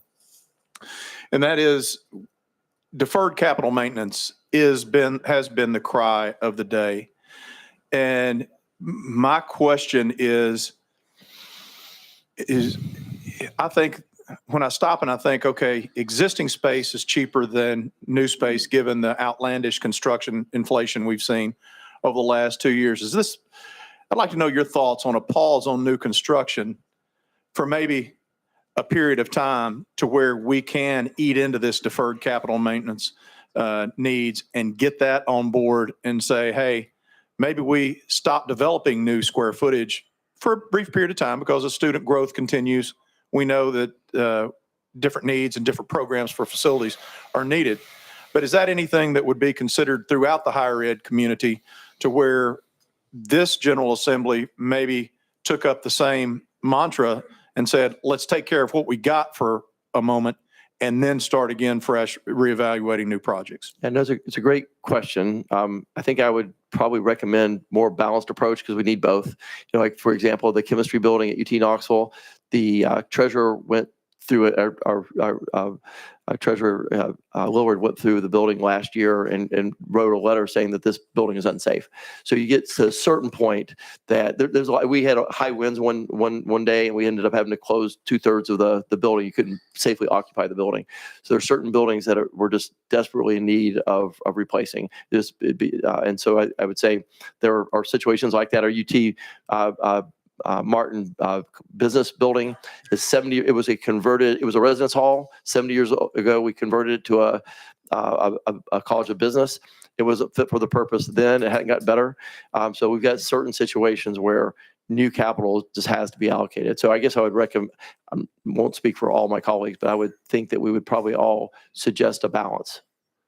And understand, I'm not talking about this year's budget. I'm talking about at a point in the future to where we said, okay, we're going to stand down on developing new square footage for this year so that we can absorb some of that and spread it out over these capital maintenance issues that are deferred and get everybody a chance to get ready with their programming to where we know that in the future, the day is coming where we're going to fix a bunch of stuff as opposed to build a bunch of new stuff. Yeah. That's just a question that, as I sit here and I've heard all the commentary today, seems to be a recurring theme that we've got to do something to catch up with this deferred capital maintenance. I think it's a great conversation worth having. I couldn't really give you an exact answer now, but I think we'd all be eager to have that conversation. All right. Thank you, Chairman Vaughn. Next on the list, Leader Camper. You're recognized. Well, no. Thank you, Mr. Chairman. President Boyd, could you talk to us about the economic impact you feel that UT Southern is having on the community there? Okay, so I haven't done an economic impact analysis, but I can tell you that they're just incredible. It's palpable, the enthusiasm that you see, not just in Giles County, but in Lawrence County and Murray County and everywhere around. Businesses are engaged. Our donations are at an all-time high from businesses and individuals. The students, maybe back up and say, why invest in and partner with UT Southern? When we first met with them, the thing that struck me was that their mission was very similar to ours. Ours is to help support our state, making sure that as a land-grant university, that we gave people the opportunity for a ladder up for a better education, a better job, and keep this talent in our state. The thing that UT Southern does that hard for anybody else to do is they keep the talent in that region. So if you're Southern Middle Tennessee, like a lot of parts of our state, desperately needs nurses and teachers, for example. Those are the two of the biggest majors that come from that area. It's hard to get maybe a young man or woman from Knoxville that maybe goes to Belmont or Lipscomb or UT Knoxville, gets a nursing degree or a teaching degree, to then decide to go live in Giles County. The best place to get teachers and nurses for Giles County is to recruit them from Giles County, train them there, and then they return there. So I think that's probably it's maybe hard to measure that economic impact, but those critical functions are best served through UT Southern. Thank you, Mr. Chairman. Thank you, President Boyd. Thank you. Thank you. Next on the list, Representative Love. You're recognized. Thank you, Mr. Chairman, and thank you, President Boyd, for your leadership. Did want to follow up on a question about grant funding freeze. As a land grant, have you had any of your land grant funding frozen? I would say frozen. We had some more stop work orders, especially around some of the U.S. AID funds, and we have a farmer-to-farmer program. I think the number is about 5 of the U.S. Department of Agriculture or U.S.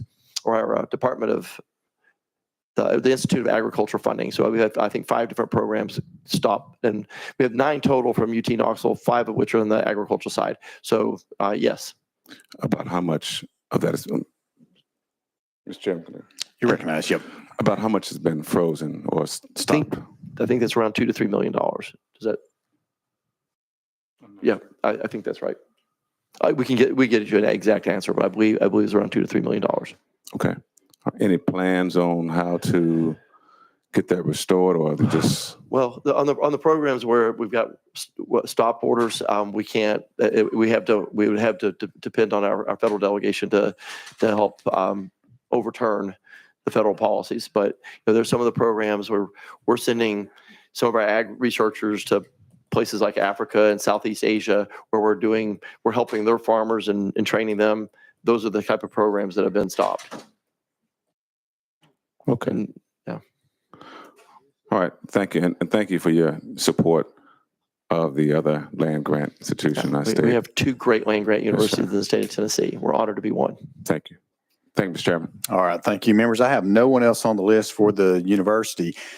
And so at this time, I'm going to ask, so we have many members or many presidents or many folks here representing different LGIs. And so we are going to ask Dr. Phil Oldham from Tennessee Tech. He is going to come up, and for the sake of time, he is going to give one presentation. And President Oldham, you may begin when you're ready, and we will control the microphone up here. And thank you for being here.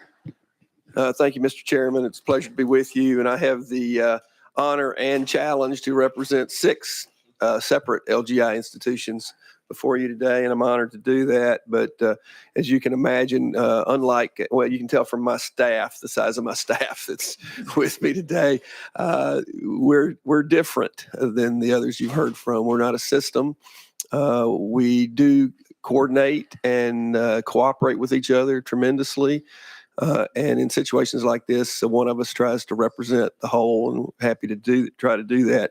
I am joined today behind me by not all, but most of the presidents of the other LGIs. And so if you have specific questions as we proceed that they could answer, I'm sure they'll be happy to join in the conversation.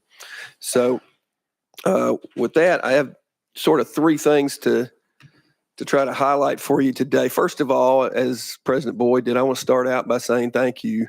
Thank you to the General Assembly for all the support that you give to higher education. You've done that consistently. Tennessee is a great place to get an education, and I think it's been clearly making an impact on the citizens across the state of Tennessee.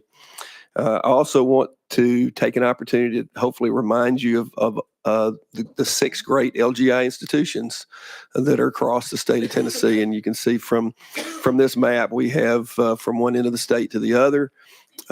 And every institution has a very specific type of mission that's often geographically coordinated for their region and the impact that they can have locally. But also has unique strengths that brings to the mosaic that I think we see across the state for higher education. And so we're very blessed in Tennessee to have all these institutions that serve a very vital role in different ways. And because of that, they have unique challenges and needs to be addressed as well. As we go along, I will try to also address the impact and challenges that all these institutions have across the state. One thing I'll do here is to sort of highlight sort of a unique thing with public higher education that may be missed with a lot of people because it is a very unique business that we run, and it is a business because we charge a fee and we provide a service, but we are state-owned and operated. And so sort of as a nonprofit, we're expected to be fiscally stable, and we take great pride in being able to do that. But we also can't build up reserves. And so we are encouraged to operate most of the time on a pretty thin margin financially, which puts us in awkward situations from time to time where a private institution might not have to take such great strides. We are the only business that I'm aware of where the customer and the product are the same thing, and that's the student. And so it's very important for us to keep both perspectives at all times. And I would say that not only for my own institution, but for all the institutions I'm representing today, we take great pride in that. We take great pride in putting the interests of students first and making sure that what we do on our campuses help them. Because ultimately, they come in as customers, but ultimately they leave our institutions as the product of our institution, and we want them to be prepared for that life, that challenge that is awaiting them into the future. We certainly do produce a lot of talent, as you'll see in a subsequent slide. That talent it is helping drive the economy of the state of Tennessee, but also drives the quality of life that we all enjoy as well. So again, thank you for your continued investment in higher education because you're investing in the future of the state. So I'll give you a kind of a snapshot of where the LGIs land in this mosaic of higher education. We educate about 60% of the total university student enrollment statewide, about 85,000 students across our 6 institutions.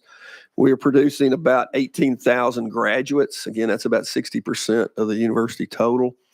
The total economic impact, this is a bit of an estimate because some of our institutions have not done recent economic impact studies, but it's somewhere in excess of $8 billion annually to the Tennessee economy that's being produced by the LGIs. So the return on investment, if you want to put it in those terms, to the Tennessee taxpayers is approximately 10 to 1. For every $1 of state investments is about $10 in return into the economy. So it's also, I think, rather probably unique in the budget outlook for the state of Tennessee in that regard. The other thing, my predecessors at the table have spoken somewhat about research. The LGIs are very active in research. 5 of our 6 LGIs are nationally ranked research universities in their own right.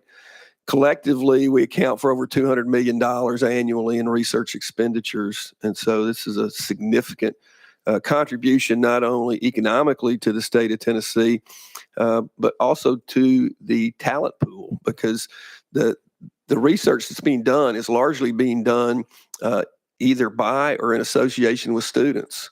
And so as those students graduate, they take those experiences with them into the marketplace. And we have a significant proportion of students graduating from LGIs that stay in the state of Tennessee to help drive the economy for years to come. I would also point out that the kind of research that we do on the LGI campuses is pretty common, relevant type stuff that you would recognize in your daily life. Everything from rural health and telemedicine, cybersecurity, energy, artificial intelligence, roads and bridges, transportation, supply chain. It's a lengthy list. These are things that are very practical and relevant to everybody that lives in Tennessee and everybody that wants to have a future in the state.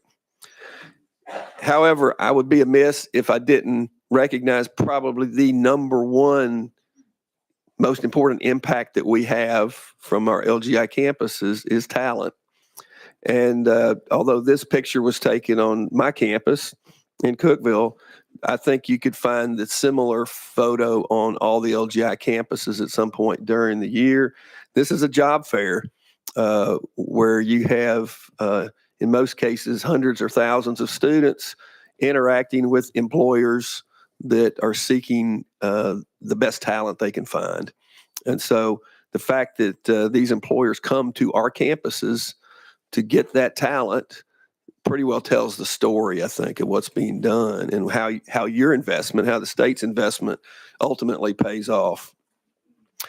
So as far as the budget is concerned, most of this has already been gone over by previous testimony. In terms of the operating budgets at our universities, the governor's proposed budget falls a little short of what the THEC recommendation originally was for outcomes growth. Certainly that puts more pressure on tuition on our campuses, which has an impact on students. And so we want to try to mitigate that as much as possible. Again, I want to thank you for all your support, whatever it is, and I can assure you that whatever that level is, we will work to make sure that those benefits continue to happen. But that is a challenge that we will continue to work on in terms of operating budgets. A lot has also been talked about around capital, and I'll hit on that just kind of briefly here. Not to go back over everything everybody else has already said. These capital projects are incredibly important, and the longer it takes for us to complete these projects, the more they cost. Okay, so to be able to do them on time, expeditiously, saves the state money, and it puts those assets into play and increases the investment return significantly. So it's really important that we build in predictability into this process and that we have some level of assurance going forward that we can continue to improve our facilities, because they're incredibly important to deliver quality academic programs that we want to do. The questions that have been asked around capital outlay versus capital maintenance, those are very important questions, and it's things that many of us spend a lot of time thinking about and maybe trying to determine some better ways of going about it. I think the truth is that we, as President Boyd pointed out, we do need both. In many cases, the capital outlay projects are essential because you've got to replace existing facilities that just cannot be maintained anymore. They have to be replaced. And so actually by building a new facility, in many cases, you have also reduced your capital maintenance demand. That's not always the case, but in many situations it is on our campuses. But as has been pointed out, the capital maintenance need for deferred maintenance is significant. And this is just a list of all the recommended capital projects from the LGI campuses, and I think some of the others as well. But to kind of summarize this, the operating budgets, again, predictability is very important so that we can help manage costs for students year over year. We don't want to see major increases in costs for students. That's disruptive and it's harmful to their progress. And so the ability to sort of manage that, and that's where the funding formula has been very helpful. And I would encourage this body to continue to support the funding formula whenever possible. As I said, the governor's budget falls a little bit short of that this year, which is going to put us in a very awkward position with inflationary costs that we're all seeing. The salary pool is something that's always comes up in these conversations because it's sort of baked in to the budget. States providing typically about 55% of the salary increase, the salary pool increase. That means from the very start, universities have to come up with the additional 45% of that salary increase. So we're already having to eat into other opportunities to provide that. As far as, again, the capital budget, there are 4 new capital outlay projects from the LGIs that are contained within the governor's proposed budget. However, the total deferred maintenance on our LGI campuses is in excess of $1 billion. And so, as has already been pointed out, in order to just maintain the current level of deferred maintenance, we need significantly more than the $50 million that's in the governor's proposed budget. And that's a recurring problem. It's going to get more expensive the longer it takes for us to take care of that. Campus safety. One thing that hasn't been mentioned, I don't think today, is the issues around campus safety. Of all the things that keep me up at night, that is probably the number one issue about making sure that everyone is safe on my campus. And I think all the university presidents would echo that. It is a daunting challenge because we have significant, not only older buildings that are hard to maintain, but they're also hard to secure, and they're hard to ensure safety in and around. So I think I would speak for all the presidents in saying any opportunity we have to increase the safety of our campuses, we would appreciate that tremendously. And otherwise, I think most everything else has been covered by others in their testimony. So I'd be glad to stop here and answer any questions that I can, and I'm sure my colleagues from the other campuses would be glad to join me in those questions. All right. Thank you very much, Dr. Oldham. And the one thing I do want to do before we do go much further, and I know we have several folks on the list, but I do want to recognize universities that are here and that have sat back there. If nothing else, I'll let them stand so the blood can rush back to their feet. But let's start with, and I'm just going to ask that as I call your name, just anybody, your staff also that's with you, just stand up so we can identify you. But let's start with Dr. Brian Nolan back there in ETSU. If you all would please stand. Thank you all for being here, certainly. And I know Mr. Dwayne Tucker was here just a few minutes ago, and I think he had to step out, but no problem. But would you all stand and be recognized as well? This is from Tennessee State University. Also sitting back there patiently is Austin Peay, and I see President Licari back there and his staff. Thank you all for being here from Austin Peay. Also, Dr. Oldham, I don't know if you have anybody else with you from Tennessee Tech, but would you all stand and be recognized? Thank you for being here. And then I know Dr. McPhee was here, but I know MTSU's back there in Middle Tennessee State. Would you all please stand and be recognized? Thank you all for being here. You all sit here long enough through these presentations, you ought to get to recognize. So, all right. The first question, and we've talked about it. Well, who'd I miss? Memphis. Yes, I'm sorry. And I even asked, and let me put in President Bustamante, and yes. And let me even tell you what I did, because when the reason I sat back there and saw you all, and that's why I said I ought to recognize you all for being here. I even texted Allie to ask her who was here representing Memphis, and still missed it. So, so President Bustamante, thank you for being here, you and your team, and all of you all for being here as well. My mistake for missing you all.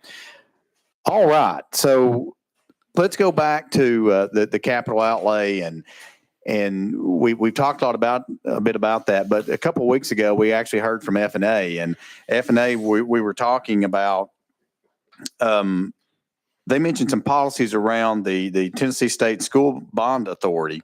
And so they were telling us that some of these policies were being reviewed, and a part of that would actually allow to you guys, the LGIs, to bond, and UT to bond for capital projects beyond revenue generating buildings.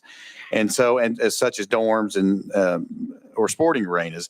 And so if this expanded authority was granted, would institutions move forward to bond out future capital projects? So would LGIs move forward? And I'll let you begin. And yeah, I think it's probably going to be a mixed bag on our campuses. I think some campuses would have the ability and interest in moving forward on some projects in that regard. Others may not have that flexibility financially to do, and so it would probably vary significantly. I think personally, having additional tools in our toolbox to be able to address these issues is helpful, regardless of whether everybody can participate or not at all times. But that would be my position, I think. And so just looking at some numbers here, according to TSSBA, as of December 31st, 2024, LGIs and UT had a combined $2.25 billion in total debt service outstanding. So if bonding authority were to be expanded, if it was to be expanding, are revenue projections at universities sufficient to cover additional debt service? So again, I think it would vary depending on the campus. Some campuses have debt capacity available to them if that was unlocked. Others would not. So it would vary. And I can certainly speak to my own campus, but I couldn't speak to all the LGIs. Okay. All right, let's go to Representative Garrett. You're recognized.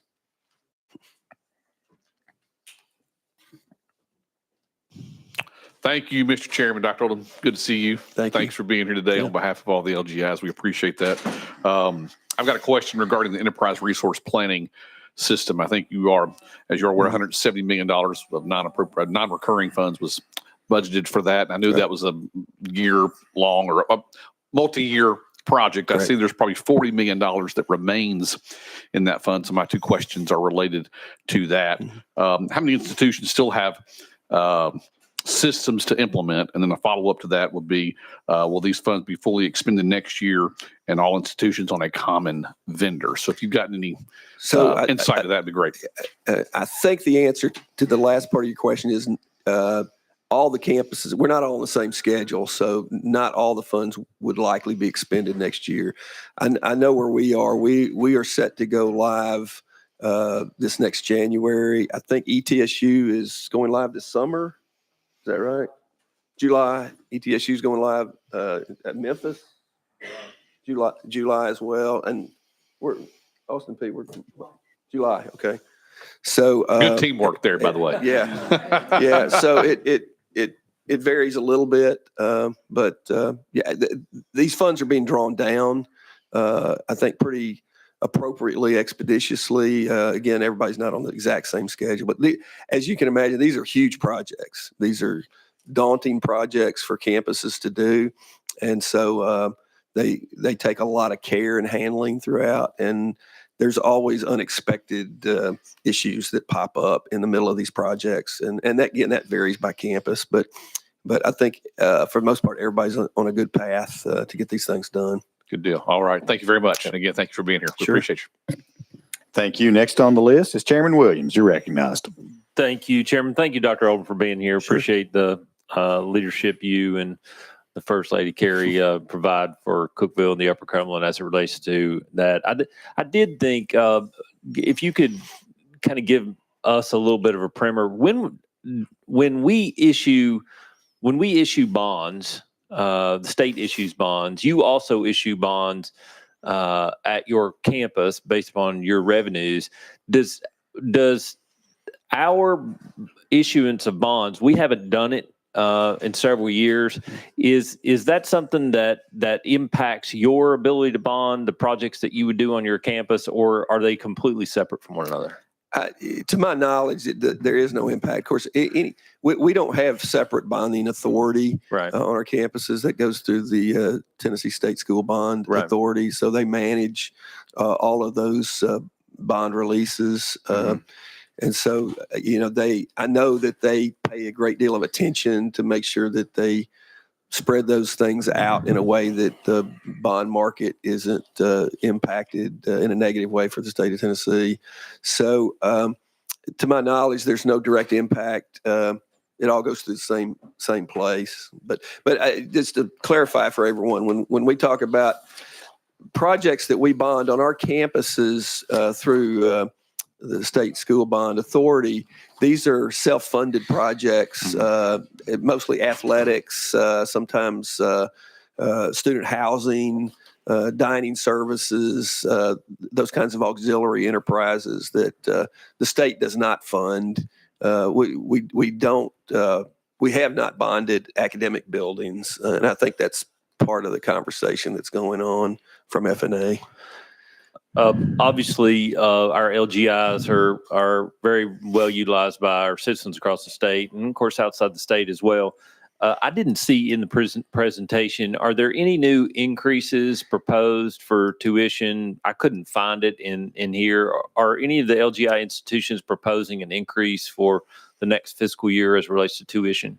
Well, that conversation hasn't come to fruition yet. The Tennessee Higher Education Commission will actually be meeting tomorrow to set binding ranges on tuition increases for the institutions. And so until that guidance from THEC is provided, we certainly do a lot of planning on our campuses about what might be needed and what the gaps are and how tuition might be part of that puzzle and putting together for the next budget cycle.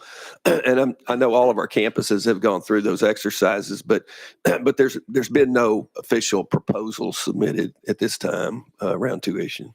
Well, as you can see from your budget and from ours, obviously the inflationary pressures over the last 4 years have been in some ways diabolical. And so I appreciate you and the LGIs and your stewardship over that, because it's affordability obviously is one of the biggest components for our students when they get there, but we want to make sure we deliver a quality education for them and a degree to boot. But thank you for your time here today, and appreciate Chairman questions. Yeah, I would just add that your point about the balance between cost and quality is really important, and that's what I think all of our campuses strive to do. And it is tricky because you could reduce the cost substantially, but you'd be providing education nobody wanted.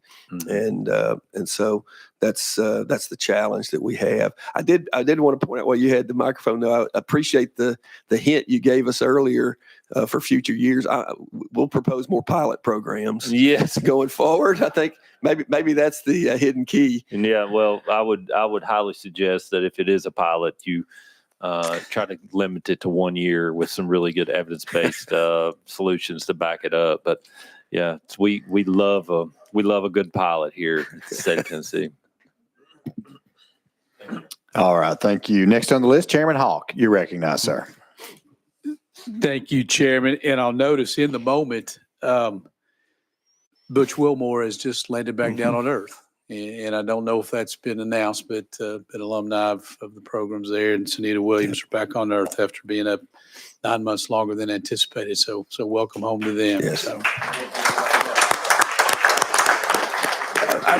I will. And sometimes when I go down the line of questioning or comments, I feel like the old guy standing on the porch saying, "You kids get off my lawn," because I'm saying things that I've remembered from 15 years ago. And I formerly chaired a committee on higher ed before it went away, and now it's back again. And the conversation at the time was the percentage that a student's tuition went toward the whole total of their education.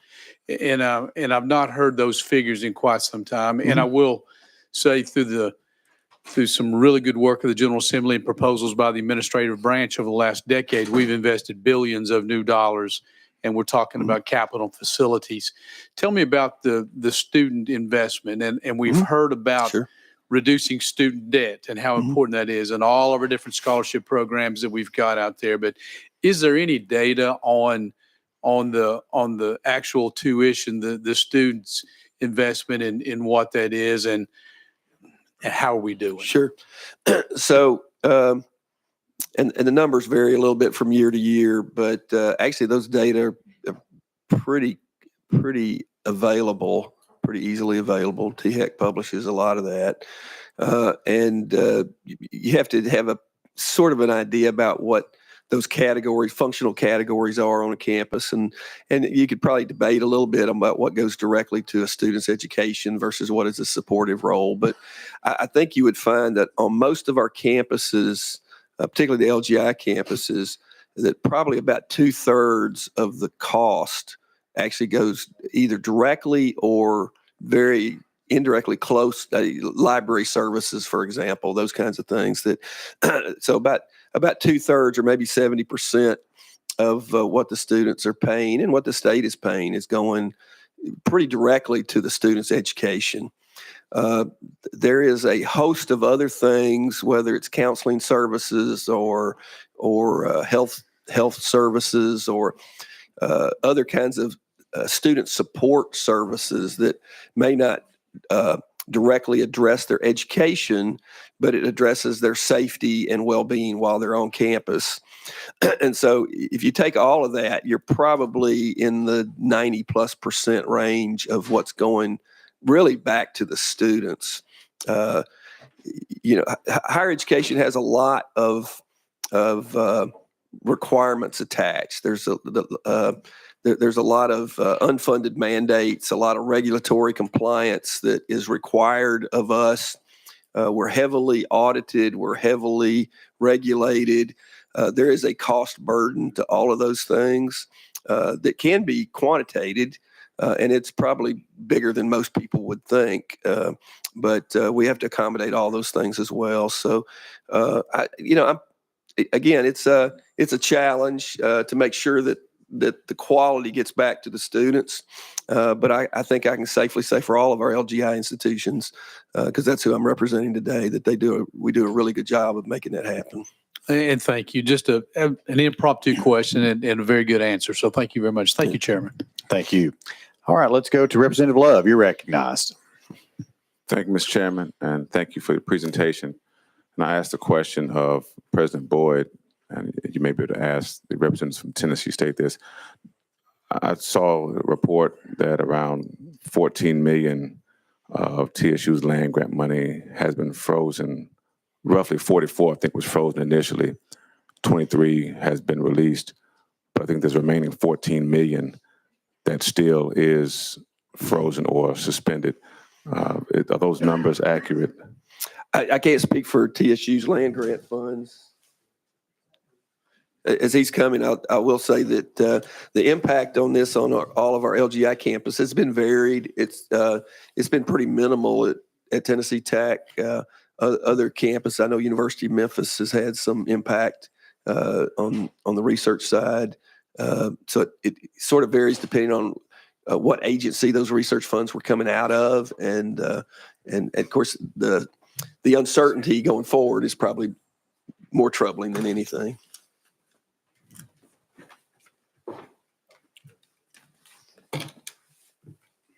Good afternoon. Dwayne Tucker, interim president of Tennessee State University, and I just walked in, so whatever Jim says, it works for me. Was that question on the deck? Go ahead and if you want to repeat that, Yes, so the Representative question, Love. Mr. President, I had asked President Boyd about the land grant funding for UT that was frozen, and I found about $2 million. And I understand Tennessee State had $44 million frozen. Around 23 million had been released, but then there's still a substantial amount that is still either frozen or suspended. And I just want to confirm those numbers. That sounds about right. It was about, Yes. I missed the last. We have a standing 5 o'clock meeting to review those because, as you know, with the changes that are taking place in Washington, D.C., it could go from one day suspended to the next day you have access, to the next day it's back suspended. So we still have roughly about 21 million that's in some position where we don't have access to it. But in some cases, it's different requirements to remove that status. And most of that, to be direct, is around potentially changing some of the language in the grant to tie to the expectations of the executive order that the president put in place. Those things we can make modifications in the grant to maybe allow that to take place and be available for us to use the grant going forward. But there are other things too that need to be addressed, but it changes by the day. I wish I can give you a better answer than that. Representative Love? Thank you. I just want to confirm those numbers, Mr. Chairman. Thank you. All right, thank you. Yes. Hi, good afternoon, or good evening. My name is Jim Grady with Tennessee State University. In terms of the numbers, there are about 70 active grants with the USDA and the National Institute of Food and Agriculture. The total is about $45 million. That entire $45 million with those grants were suspended 2 or 3 weeks ago. About half of them were brought back online. So call it $23 million was brought back online and are operating as normal. There's one grant in particular, it's called the Next Gen grant that's worth around $18 million. There's $14 million left on that grant that has not been opened up. Okay. Thank you all for answering. Thank you, Mr. Chairman. All right, thank you, Representative Love. All right, members, I have no one else on the list. So I do want to thank all of our presenters. Thank you all for being here. Certainly thank all the LGIs for their participation today. All right, without objection, we're going to go back in session. And with that, I'm going to go to Representative Grills. Representative Grills? Thank you, Mr. Chairman. I would like to wish Representative Kip Capley a happy birthday. So whenever he leaves, everybody get him over in the corner and let's give him a good birthday whooping. All right. Happy birthday, Representative Capley. All right. That does complete our calendar for today. Just a reminder that hearings will resume tomorrow morning at 8 a.m. in House Hearing Room 3. Do we have any further business coming before the committee? Hearing none, without objection, we stand adjourned. Looks like you can do it.